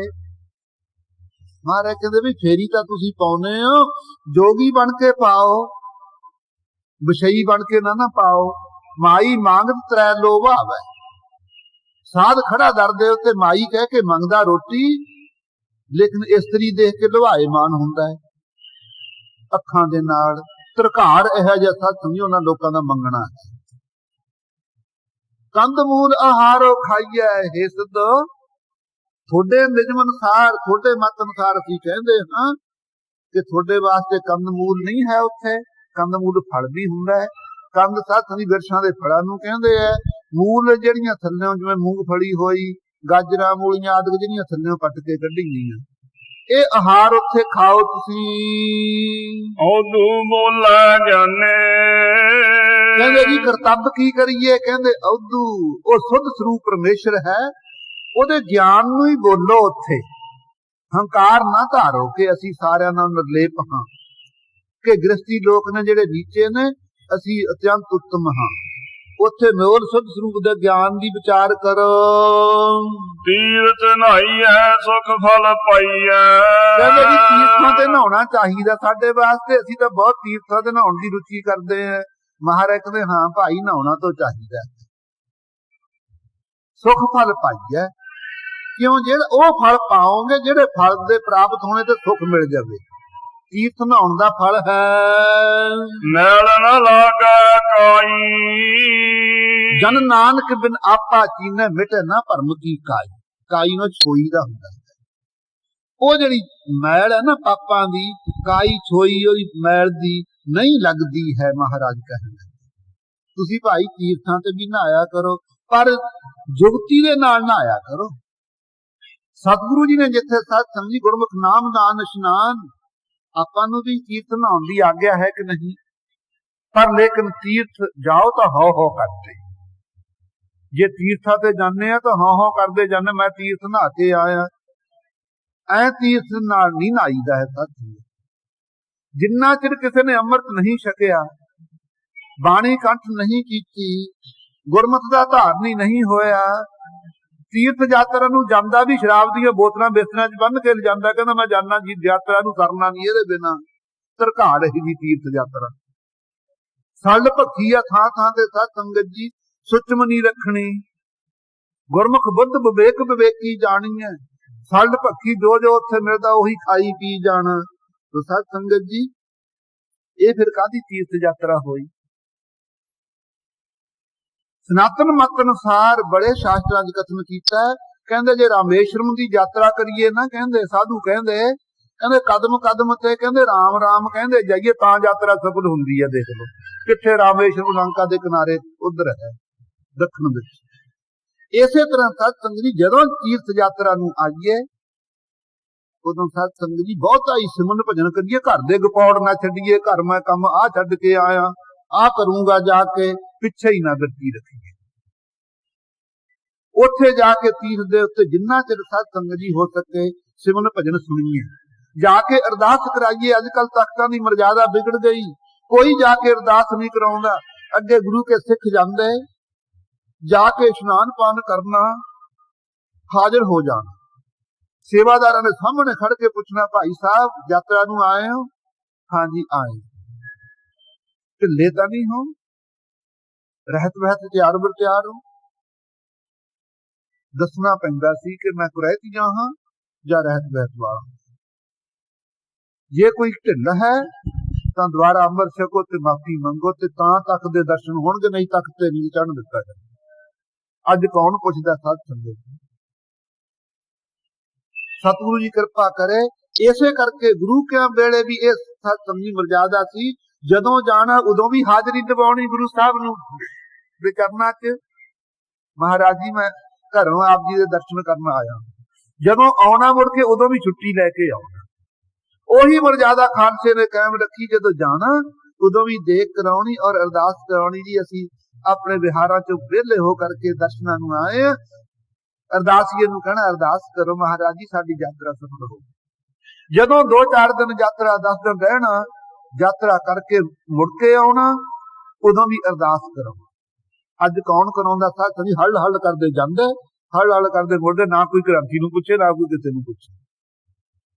ਸੋ ਤੀਰਥ ਸਾਧ ਸੰਗਤ ਜੀ, ਭਾਵੇਂ ਇੱਥੇ ਵੀ ਆ ਹੁਣ ਆਪਾਂ ਇਸ਼ਨਾਨ ਕਰ ਰਹੇ ਹਾਂ, ਸੁਣਿਆ ਮੰਨਿਆ ਮਨ ਕੀਤਾ ਭਾਵ ਅੰਤਰਗਤ ਤੀਰਥ ਮਰਨਾ, ਪਰ ਇੱਥੇ ਜਿਹੜਾ ਇਸ਼ਨਾਨ ਕਰ ਰਹੇ ਹਾਂ ਇਹ ਮਨ ਦਾ ਇਸ਼ਨਾਨ ਕਰਾ ਰਹੇ ਹਾਂ, ਤਨ ਦਾ ਨਹੀਂ ਹੈ। ਤਨ ਦੇ ਇਸ਼ਨਾਨ ਵਾਸਤੇ ਆਪ ਜੀ ਨੇ 5 ਸਰੋਵਰ ਰਚ ਦਿੱਤੇ ਕਿ ਨਹੀਂ? ਅੰਮ੍ਰਿਤਸਰ ਸਾਹਿਬ ਦੇ ਸਾਧ ਸੰਗਤ ਸੰਤੋਖ ਸਰ, ਕੌਲ ਸਰ, ਵਿਵੇਕ ਸਰ, ਰਾਮ ਸਰ, ਸ੍ਰੀ ਅੰਮ੍ਰਿਤਸਰ ਸਾਹਿਬ। ਇਸੇ ਤਰ੍ਹਾਂ ਤਰਨਤਾਰਨ ਸਾਹਿਬ ਕਿਤਨੇ ਗੁਰੂ ਕਿਆਂ ਨੇ ਸਾਧ ਸੰਗਤ ਜੀ, ਇਹ ਕਿਹਦੇ ਸਾਧ ਸੰਗਤ ਨਹਾਉਣ ਵਾਸਤੇ ਰਚੇ? ਆਪਣੇ ਵਾਸਤੇ ਹੀ ਰਚੇ। ਜਿੰਨੇ ਸਾਧ ਸੰਗਤ ਜੀ ਪਰਾਰਬਧ ਦੇ ਅਧੀਨ ਹੋ ਕਰਕੇ ਅਸੀਂ ਸਰੀਰਕ ਪਾਪ ਵੀ ਕਰਾਂਗੇ, ਉਹਨਾਂ ਦੀ ਵੀ ਨਿਵਰਤੀ ਮਹਾਰਾਜ ਜੀ ਸਾਧ ਸੰਗਤ ਜੀ ਕਰਦੇ। ਦੂਸਰੇ ਪਾਸੇ ਸੰਗਤ ਆ ਸਰੋਵਰ ਹੈ, ਇੱਥੇ ਸਾਧ ਸੰਗਤ ਨਾਮ ਜਲ ਦੇ ਨਾਲ ਇਸ਼ਨਾਨ ਆਪਾਂ ਕਰ ਰਹੇ ਹਾਂ। ਕਿਹਦਾ ਇਸ਼ਨਾਨ ਕਰਾਉਣੇ? ਮਨ ਦਾ ਇਸ਼ਨਾਨ ਕਰਾਉਣੇ। ਜਿਹੜੀ ਪਾਪਾਂ ਦੀ ਮੈਲ ਆ ਸਾਡੇ ਸਰੀਰ ਨੂੰ ਵੀ ਲੱਗੀ ਹੋਈ ਹੈ। ਅੱਜ ਇੱਕ ਪ੍ਰੇਮੀ ਚੱਲਿਆ ਗਿਆ ਮੇਰੇ ਕੋਲੇ, ਕਹਿੰਦਾ ਜੀ ਮੇਰੇ ਭਾਅ ਦਾ ਕਿਤੇ ਤੇਲ ਰੱਖ ਕੇ ਆਇਆ ਗ੍ਰੰਥੀ ਸਿੰਘ, ਉਹ ਸੀ ਸੁਗੰਧੀ ਜੀ। ਮੈਨੂੰ ਕਹਿੰਦਾ ਜੀ ਮੈਂ ਲਾ ਲਵਾਂ। ਮੈਂ ਕਿਹਾ ਵੀ ਤੂੰ ਲਾ ਲੈ, ਮੇਰੇ ਵੱਲ ਨੂੰ ਨਗਰ ਛਿੜਕਦੀ। ਕਹਿੰਦਾ ਕਿਉਂ ਜੀ ਕਿਉਂ? ਮੈਂ ਕਿਹਾ ਵੀ ਇਹ ਤਾਂ ਮਨਮਤ ਹੈ। ਜਦੋਂ ਤੁਸੀਂ ਸੁਗੰਧੀਆਂ ਲਾਵੋਗੇ ਤੁਹਾਡੇ ਤੇ ਦੁਨੀਆ ਮੋਹਤ ਹੋਵੇਗੀ, ਜੀਵਨ ਨਹੀਂ ਵਿਗੜੇਗਾ। ਪਰਸਪਰ ਆਪਸ ਵਿੱਚ ਮਾਈ ਭਾਈ ਦਾ ਦੁਰਗੰਧੀ ਨਹੀਂ ਖੁਰਸਿਕ ਤੋਂ ਆਉਣੀ ਚਾਹੀਦੀ। ਸਫਾਈ ਰੱਖੋ, ਇਸ਼ਨਾਨ ਕਰੋ, ਭਾਵੇਂ 2 ਗੇਰ ਕਰੋ, ਲੇਕਿਨ ਸੁਗੰਧੀ ਸਾਧ ਸੰਗਤ ਜੀ ਲਾਉਣੀ ਮਨਮਤ ਹੈ। ਇਸੇ ਤਰ੍ਹਾਂ ਸਾਧ ਸੰਗਤ ਜੀ ਇੱਥੇ ਬੈਠ ਕਰਕੇ ਮਨ ਦੇ ਅੰਦਰ ਕਿੰਨੀ ਦੁਰਗੰਧੀ ਵਿਸ਼ਿਆਂ ਦੀ ਹੈ, ਉਹਦੀ ਸੁਗੰਧੀ ਕੋਈ ਤਿਆਰ ਕੀਤੀ ਹੈ। ਸਰੀਰ ਦੀ ਮੈਲ ਤਾਂ ਲਾਤੀ ਸਾਬਣ ਤੇਲ ਨੇ, ਸੁਗੰਧੀ ਵੀ ਲਾ ਲਈ ਆਪਾਂ।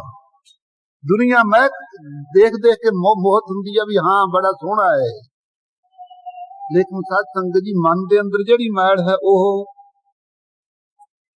ਤਾਂ ਲਾਉਣ ਲਾਹੀ ਵੀ ਨਹੀਂ, ਨਾ ਲਾਹੀ ਜਾਵੇ। ਸਾਰੀ ਜ਼ਿੰਦਗੀ ਸੁਗੰਧੀ ਦਾ ਕੰਮ ਨਹੀਂ ਕਿੱਥੇ। ਇਹ ਭਗਤੀ ਸੁਗੰਧੀ ਹੋਈ ਹੈ। ਆਹ ਸਤ ਸੰਗਤ ਸਰੋਵਰ ਹੈ ਸਾਧ ਸੰਗਤ ਜੀ, ਜਿੱਥੇ ਬੈਠ ਕਰਕੇ ਆਪਾਂ ਮਨ ਦੀ ਪਾਪਾਂ ਦੀ ਮੈਲ ਮਨ ਨੂੰ ਲੱਗੀ ਹੋਈ ਹੈ, ਸਰੀਰ ਨੂੰ ਨਹੀਂ। ਸਰੀਰ ਤਾਂ ਦੂਸਰੀ ਮੈਲ ਹੈ। ਐਸੀ ਮੈਲ ਨੂੰ ਲਾਉਣ ਵਾਸਤੇ ਖਾਲਸਾ ਜੀ ਅੰਮ੍ਰਿਤਮਈ ਬਾਣੀ, ਇਹ ਅੰਮ੍ਰਿਤ ਰੂਪ ਹੈ। ਅਨੇਕਾਂ ਗੁਰਸਿੱਖਾਂ ਦੀਆਂ ਮੈਲਾਂ ਪਿਛਲਿਆਂ ਦੀਆਂ ਲਾ ਦਿੱਤੀਆਂ, ਆਪਣੀਆਂ ਦੇ ਲਾਉਣ ਵਾਸਤੇ ਵੀ ਤਿਆਰ ਹੈ। ਪਰ ਗੁਰਬਾਣੀ ਮੈਲੀ ਨਹੀਂ ਹੁੰਦੀ। ਆਪਾਂ ਚਲੇ ਜਾਵਾਂਗੇ ਫੇਰ ਵੀ ਸਾਧ ਸੰਗਤ ਬਾਣੀ ਉਸੇ ਤਰ੍ਹਾਂ ਹੀ ਗੁਰਸਿੱਖਾਂ ਦੀ ਮੈਲ ਲਾਹੂਗੀ, ਪਰ ਜਿਹੜੇ ਭਾਵਨਾ ਦੇ ਨਾਲ ਸੰਗਤ ਸਰੋਵਰ 'ਚ ਇਸ਼ਨਾਨ ਕਰਨ। ਸੋ ਆਪ ਜੀ ਸਾਧ ਸੰਗਤ ਜੀ ਬਖਸ਼ਿਸ਼ ਕਰ ਰਹੇ ਨੇ। ਤੀਰਥ ਨਹਾਈਐ, ਤੀਰਥ ਨਹਾਵਣ ਜਾਓ, ਤੀਰਥ ਨਾਮ ਹੈ। ਤੀਰਥ ਸ਼ਬਦ ਗਿਆਨ ਵਿਚਾਰ ਅੰਤਰ ਗਿਆਨ ਹੈ। ਐਸੇ ਗਿਆਨ ਨੂੰ ਅੰਤਰ ਸਾਧ ਸੰਗਤ ਧਾਰਨ ਵਾਸਤੇ ਬੈਠੇ। ਸੋ ਆਪ ਜੀ ਕਹਿੰਦੇ ਹੈ ਸਿੱਧ ਸੁਖ ਫਲ ਪਾਈਐ। ਜੇ ਭਾਵਨਾ ਨਾਲ ਤੀਰਥ ਨਹਾਓਗੇ ਤਾਂ ਸੁਖ ਫਲ ਪਾ ਲਵੋਗੇ, ਮੈਲ ਲੈ ਜਾਵੇਗੀ ਤੁਹਾਡੀ ਪਾਪਾਂ ਦੀ। ਗੋਰਖ ਤੂਤ ਲੋਹਾਰੀ ਕਾ ਬੋਲੇ। ਗੋਰਖ ਦਾ ਪੁੱਤਰ ਕਹਿ ਲੋ, ਚੇਲਾ ਕਹਿ ਲੋ, 2 ਬੰਸਾਂ ਚੱਲਦੇ, ਇੱਕ ਨਾਦੀ ਬੰਸ, ਇੱਕ ਬਿੰਦੀ ਬੰਸ। ਆਪਣੇ ਜਿਹੜੇ ਮਾਂ-ਬਾਪ ਘਰੀ ਜਾਂਦੇ ਨਾ, ਉਹ ਆਪਣੇ ਬਿੰਦੀ ਬੰਸ ਕਰਕੇ ਆਪਣੇ ਮਾਂ-ਬਾਪ ਨੇ, ਆਪਾਂ ਉਹਨਾਂ ਦੇ ਪੁੱਤਰ ਧੀਆਂ। ਇੱਥੇ ਸੱਚੇ ਪਾਤਸ਼ਾਹ ਦੀ ਆਪਾਂ ਨਾਦੀ ਬੰਸ ਹਾਂ। ਗੁਰੂ ਗੋਬਿੰਦ ਸਿੰਘ ਸਾਹਿਬ ਜੀ अपने धर्म के पिता। एक पिता एक के हम बारक तू मेरा गुर हाय। इसे तरह साध संगत जी गोरखनाथ का चेला है लोरीपा, एक ये बोल के कहता है जोग जगत बिद साई। कहते जी केड़ी विधि है फिर ਉਹਦੇ ਵਿੱਚ ਮਿਲਣ ਦੀ। ਮਹਾਰਾਜ ਕਹਿੰਦੇ ਤੁਸੀਂ ਤਾਂ ਹੱਠ ਯੋਗ ਧਾਰਿਆ ਹੈ, ਯਮ ਨੇਮ ਪ੍ਰਾਣਾਯਾਮ ਧਾਰਨਾ ਧਿਆਨ ਦੇ ਜੇ ਅੰਗ ਨੇ ਤੁਹਾਡੇ 8, ਲੇਕਿਨ ਅਸੀਂ ਸਿਧਾਂਤ ਦੱਸਦੇ ਹਾਂ ਭਗਤ ਯੋਗ ਧਾਰਨਾ ਕਰੋ ਭਾਈ, ਭਗਤੀ ਵਿੱਚ ਜੁੜੋ। ਭਗਤੀ ਦੁਆਰਾ ਹੀ ਇੱਕ ਵਿਹੰਗਮ ਮਾਰਗ ਹੈ, ਇੱਕ ਕੀਟੀ ਮਾਰਗ ਹੈ। ਬਿਰਛ ਦੇ ਉੱਤੇ ਫਲ ਲੱਗਿਆ ਹੋਇਆ, ਕੀੜੀ ਵੀ ਉਹਦਾ ਰਸ ਚੱਖਣਾ ਚਾਹੁੰਦੀ ਹੈ, ਪੰਛੀ ਵੀ ਉਹਦਾ ਰਸ ਚੱਖਣਾ ਚਾਹੁੰਦਾ ਹੈ, ਲੇਕਿਨ ਕੀੜੀ ਕਿੱਥੋਂ ਕਿੱਥੋਂ ਦੀ ਹੋ ਕੇ ਜਾਊ ਤੁਹਾਨੂੰ ਪਤਾ ਹੀ, ਅਨੁਭਵੀ ਹੈ। ਕਦ ਵਿਚਾਰੀ ਮੁੱਢ ਕੋਲੇ ਪਹੁੰਚੂ, ਫਿਰ ਹੌਲੀ ਹੌਲੀ ਤਣਿਆਂ ਤੇ ਜੇ ਡਿੱਗਤੀ ਫੇਰ ਚੜਨ ਲੱਗ ਜੂਗੀ। ਬੜੇ ਪਰਸਰਮ ਝੱਲ ਕੇ ਸਾਧ ਸੰਗਤ ਜੀ ਉਹ ਨਿੱਕ ਨਿੱਕੀਆਂ ਟਹਿਣੀਆਂ ਪੱਤਿਆਂ ਦੇ ਉੱਤੇ ਧੱਕੇ ਖਾਂਦੀ ਮਸਾਂ ਫਲ ਕੋਲੇ ਪਹੁੰਚੇ। ਜੇ ਪੰਛੀ ਇੱਛਾ ਕਰੇ ਫਲ ਦਾ ਰਸ ਲੈਣ ਦੀ, ਉਹਨੇ ਮਾਰਨੀਆਂ ਉਡਾਰੀ, ਉਸੇ ਵੇਲੇ ਜਾ ਕੇ ਸਾਧ ਸੰਗਤ ਜੀ ਉਹਦੇ ਰਸ ਨੂੰ ਚੱਖਣ ਲੱਗ ਜਾਂਦਾ। ਇਸੇ ਕਰਕੇ ਮਹਾਰਾਜ ਜੀ ਸਾਧ ਸੰਗਤ ਜੀ ਭਾਵ ਭਗਤੀ ਦਾ ਵਿਹੰਗਮ ਮਾਰਗ ਦਰਸਾਇਆ। ਕੀਟੀ ਮਾਰਗ ਝੂਠਾ ਨਹੀਂ, ਨਿੰਦਿਆ ਨਹੀਂ ਕਰਨੀ। ਨਿੰਦਾ ਭਲੀ ਕਿਸੇ ਕੀ ਨਾ ਹੀ ਮਨਮੁਖ ਮੁਗਧ ਕਰਾਂਗੇ। ਜਿਹੜੇ ਪ੍ਰਾਤਨ ਸਾਧਨ ਸੀ ਸਾਧ ਸੰਗਤ ਜੀ ਉਹ ਬੜੀ ਲੋਕਾਂ ਵਾਸਤੇ ਸੀ। ਅੱਜ ਕੱਲ੍ਹ ਯੁੱਗ ਦੇ ਸਮੇਂ ਸਾਡੇ ਤਾਂ ਸਰੀਰ ਸਾਰਿਆਂ ਦੇ ਰੋਗੀ, ਬੁੱਧੀਆਂ ਵੀ ਸਾਧ ਸੰਗਤ ਮੰਦੀਆਂ, ਸਮਝ ਨਾ ਆਵੇ ਸਿਧਾਂਤ ਦੀ ਡੂੰਘੇ ਦੀ। ਅਮਰਤਮਈ ਬਾਣੀ ਇੰਨੀ ਸੁਖਾਲੀ ਰੱਖ ਦਿੱਤੀ, ਇਹ ਵੀ ਆਪਣੇ ਵਾਸਤੇ ਤਾਂ ਔਖੀ ਹੈ ਸਾਥੀ। ਆਤਮ ਵਿਸ਼ੈਣੀ ਮਤੀ ਨੂੰ ਸਾਧ ਸੰਗਤ ਜੀ ਗ੍ਰਹਿਣ ਕਰਨਾ ਅਤਿਅੰਤ ਹੀ ਕਠਿਨ ਹੈ। ਸੋ ਆਪ ਜੀ ਫਰਮਾਉਂਦੇ ਹੈ ਕਿ ਭਾਈ ਭਗਤ ਯੋਗ ਦੁਆਰਾ ਤੁਹਾਡੀ ਕਲਿਆਣ ਹੋਵੇਗੀ, ਇਸ ਨੂੰ ਧਾਰਨ ਕਰੋ। ਫੇਰ ਸਾਧ ਸੰਗਤ ਜੀ ਪੜੋ ਇੱਥੋਂ ਹਾਟੀ ਬਾਟੀ ਰਹਿ ਨਰਾਲੇ। ਕਹਿੰਦਾ ਜੀ ਅਸੀਂ ਆਪਣੇ ਮਤ ਦੀ ਹੀ ਮਹਿਮਾ ਕਰਨੀ ਹੈ। ਸਾਡੇ ਧਰਮ ਦੇ ਅੰਦਰ ਜਿਹੜੀ ਪ੍ਰਕਿਰਿਆ ਹੈ ਜੋਗੀਆਂ ਦੀ, ਉਹ ਤੁਹਾਨੂੰ ਦੱਸਦੇ ਆ, ਤੁਸੀਂ ਉਸ ਨੂੰ ਧਾਰਨ ਕਰੋ। ਸਾਡਾ ਪ੍ਰਯੋਜਨ ਤਾਂ ਆ ਹੈ ਬਈ ਸਾਡਾ ਗੁਰੂ ਗੋਰਖਨਾਥ ਹੈ, ਇਹਦੇ ਬਣ ਜੋ ਚੇਲੇ, ਇਹ ਸੰਕਲਪ ਹੈ ਸਾਡਾ। ਹਾਟੀ ਬਾਟੀ ਰਹਿ ਨਰਾਲੇ, ਤੁਸੀਂ ਉਹ ਕਰਿਆ ਕਰੋ। ਹੁਣ ਨਿਕਲ ਕੇ ਤਾਂ ਆਗੇ ਬਰਾਗ ਧਾਰ ਕੇ ਘਰੋਂ ਹੱਟਾਂ ਤੇ ਨਹੀਂ ਘੁੰਮਣਾ, ਰਸਤਿਆਂ ਵਿੱਚ ਨਹੀਂ ਜਾਣਾ ਹੈ। ਇਹਨਾਂ ਤੋਂ ਨਿਰਲੇਪ ਰਹੋ, ਮਾਇਆ ਦੇ ਤਿਆਗੀ ਹੋ ਜਾਓ। ਰੂਖ ਬਰਖ ਉਦਿਆਨੇ, ਜਿੱਥੇ ਰੁੱਖ ਹੁੰਦੇ ਨੇ ਉਹ ਜਿਨ੍ਹਾਂ ਨੂੰ ਫਲ ਨਾ ਲੱਗੇ। ਜੰਗਲ 'ਚ ਜਾਓ, ਬਹੁਤ ਸਾਰੇ ਐਸੇ ਬਿਰਛ ਜਿਨ੍ਹਾਂ ਨੂੰ ਇਕੱਲੇ ਫੁੱਲ ਹੀ ਲੱਗਦੇ, ਫਲ ਲੱਗਦੇ ਹੀ ਨਹੀਂ। ਇੱਕ ਫਲਦਾਰ ਬਿਰਛ, ਐਸੇ ਜਿਹੜੇ ਸਾਂਝੇ ਬਿਰਛਾਂ ਵਾਲੇ ਜਿਹੜੇ ਜੰਗਲ ਨੇ, ਉੱਥੇ ਉਜਾੜ 'ਚ ਰਿਹਾ ਕਰੋ। ਕੰਦ ਮੂਲ ਆਹਾਰੋ ਖਾਈਐ, ਉੱਥੇ ਕੰਦ ਮੂਲ ਆਦਿਕ ਫਲਾਂ ਨੂੰ ਖਾ ਕਰਕੇ ਆਪਣੀ ਪੇਟ ਦੀ ਪੂਰਤੀ ਕਰੋ। ਉਦੂ ਬੋਲੇ ਗਿਆਨੇ, ਇਹ ਸਾਨੂੰ ਸੁੱਧ ਗਿਆਨ ਬੋਲ ਕੇ ਗੋਰਖਨਾਥ ਨੇ ਦੱਸਿਆ, ਇਸ ਨੂੰ ਤੁਸੀਂ ਵੀ ਧਾਰ ਲਓ। ਜੇ ਗੁਰੂ ਨਾਨਕ ਦੇਵ ਜੀ ਧਾਰ ਲੈਂਦੇ ਖਾਲਸਾ ਜੀ, ਅੱਜ ਆਪਾਂ ਨੂੰ ਕੌਣ ਉਪਦੇਸ਼ ਦਿੰਦਾ? ਅੱਜ ਗ੍ਰਸਤੀ ਕਿਵੇਂ ਕਰਦੇ ਸਾਧ ਸੰਗਤ ਜੀ, ਜੇ ਉਹਨਾਂ ਦੀ ਲਪੇਟ 'ਚ ਮਹਾਰਾਜ ਜੀ ਆ ਜਾਂਦੇ। ਤੀਰਥ ਨਹਾਈਐ ਸੁਖ ਫਲ ਪਾਈਐ, ਤੀਰਥਾਂ ਤੇ ਨਹਾਇਆ ਕਰੋ, ਬੜੇ ਸੁਖ ਫਲ ਪਾਓਗੇ ਤੁਸੀਂ। ਮੈਲ ਨਾ ਲਾਗੈ ਕਾਈ, ਕੋਈ ਵੀ ਤੁਹਾਨੂੰ ਮੈਲ ਨਹੀਂ ਲੱਗੂ। ਇਉਂ ਨਹੀਂ ਪਤਾ ਵੀ ਹੰਕਾਰ ਦੀ ਮੈਲ ਦੇ ਤਾਪ ਭਰੇ ਪਏ ਐ।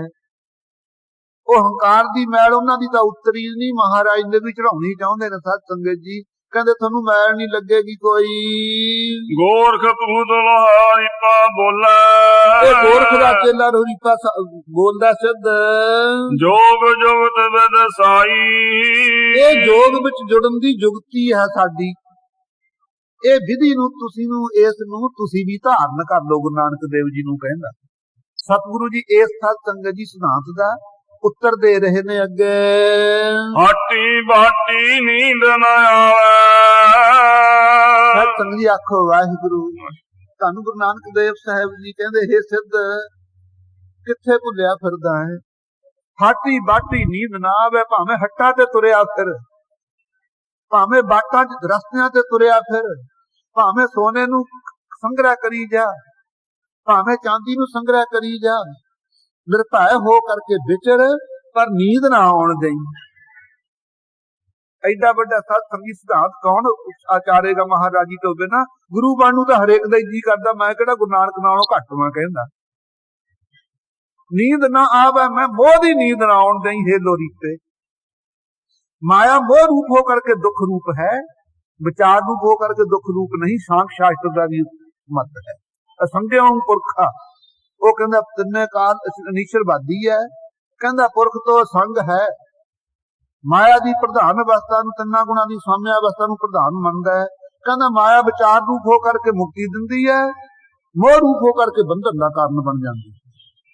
ਲੇਕਿਨ ਸਤਿਗੁਰੂ ਜੀ ਕਹਿੰਦੇ ਹੇ ਸਿੱਧ, ਲੈ ਤੈਨੂੰ ਦਰਸਾਈਏ ਹਾਟੀ ਬਾਟੀ ਨੀਂਦ ਨਾ ਆਵੇ। ਭਾਵੇਂ ਹੱਟੀਆਂ ਮੋਦੀ ਖਾਨਾ ਕਿਹਨੇ ਕਰਨਾ ਸੀ ਜੇ ਸਿੱਧਾਂ ਦੇ ਸੱਤ ਨਹੀਂ ਧੱਕੇ ਚੜ ਜਾਂਦੇ। ਉਹ ਹੱਟੀਆਂ ਮੋਦੀ ਖਾਨੇ ਕਰਕੇ ਸੱਚ ਨਹੀਂ ਦੱਸ ਦਿੱਤਾ ਵੀ ਐ ਦੁਕਾਨ ਵੀ ਕਰੀ ਦੀ ਹੈ। ਸੋ ਹਾਟੀ ਬਾਟੀ ਨੀਂਦ ਨਾ ਆਵੇ, ਮੋਹ ਦੀ ਨੀਂਦ ਨਾ ਕਦੇ ਵੀ ਆਵੇ ਸਾਧੂ ਨੂੰ। ਪਰ ਘਰ ਚੇਤਨਾ ਡੋਲਾਈ। ਇਹ ਸਿੱਧੋ ਤੁਸੀਂ ਕਦੇ ਕਹਿੰਦੇ ਹੋ ਵੀ ਬਾਜ਼ਾਰਾਂ 'ਚ ਨਹੀਂ ਘੁੰਮਣਾ ਤੇ ਰਸਤਿਆਂ 'ਚ ਹੀ ਜਾਣਾ, ਵੀ ਕਿਤੇ ਚੇਤਨ ਨਾ ਡੋਲ ਜੇ। ਮਾਇਆ ਚੇਤਨ ਨੂੰ ਦੇਖ ਕੇ ਇਸਤਰੀ ਜਾਤੀ ਚੇਤਨ ਮਾਇਆ ਮੰਨੀ ਹੈ ਸ਼ਾਸਤਰਾਂ ਵਿੱਚ, ਆ ਦੂਸਰੀ ਜਿਹੜੀ ਜੇਬ 'ਚ ਪਾਈ ਫਿਰ ਤੇ ਜੜ ਮਾਇਆ ਮੰਨੀ ਹੈ ਕਿ ਇਹਨਾਂ ਨੂੰ ਦੇਖ ਕੇ ਕਿਤੇ ਮਨ ਨਾ ਡੋਲ ਜੇ, ਤਦੇ ਹੀ ਨਿਰਲੇਪ ਰਹਿਣਾ ਹੈ। ਮਹਾਰਾਜ ਕਹਿੰਦੇ ਪਰ ਘਰ ਚਿੱਤ ਨਾ ਡੁਲਾਈ, ਪਰਾਏ ਘਰ ਨੂੰ ਦੇਖ ਕਰਕੇ ਪਰ ਧਨ ਤਪਾਹਨ ਤੁਲ ਤੇਰਿਆ ਪਰਮਾਤ ਹੁਮਾਰ। ਦਸਵੇਂ ਪਾਤਸ਼ਾਹ ਨੇ ਫਰਮਾਇਆ ਖਾਲਸਾ ਜੀ, ਜਿੰਨੀਆਂ ਇਸਤਰੀਆਂ ਨੇ ਪਰਾਈਆਂ ਉਹ ਸਾਡੀਆਂ ਮਾਤਾ ਹਨ। ਪਰਾਇਆ ਧਨ ਸਾਨੂੰ ਪੱਥਰ ਦੇ ਸਮਾਨ ਹੈ, ਪੱਥਰ ਨੂੰ ਕੌਣ ਚੱਕਦਾ ਹੈ। ਸੋ ਪਰ ਘਰ ਚਿੱਤ ਨਾ ਡੁਲਾਈ, ਪਰਾਏ ਘਰਾਂ ਨੂੰ ਦੇਖ ਕੇ ਚਿੱਤ ਨਹੀਂ ਡੋਲਣ ਦੇਣਾ ਹੈ। ਫਿਰ ਭਾਵੇਂ ਕਿਤੇ ਤੁਰੇ ਫਿਰੋ। ਬਿਨ ਨਾਵੈ ਮਨ ਟੇਕ ਨਾ ਟਿਕਈ। ਇਹ ਦੇਖ ਲਓ, ਜੇ ਤੁਸੀਂ ਜਾ ਕੇ ਜੰਗਲ 'ਚ ਵੀ ਰਹੋਗੇ, ਤੁਹਾਡਾ ਸਿਧਾਂਤ ਹੈ ਸਿੱਧੋ, ਮਨ ਤਾਂ ਫਿਰ ਵੀ ਨਹੀਂ ਟਿਕਣਾ। ਗ੍ਰਹਿ ਤਜ ਬੰਦ ਖੰਡ ਚਾਈਐ, ਚੁਨ ਖਾਈਐ ਕੰਦਾ। ਅਜੋ ਬਕਾਰ ਨਾ ਛੋੜਈ ਪਾਪੀ ਮਨ ਮੰਦਾ।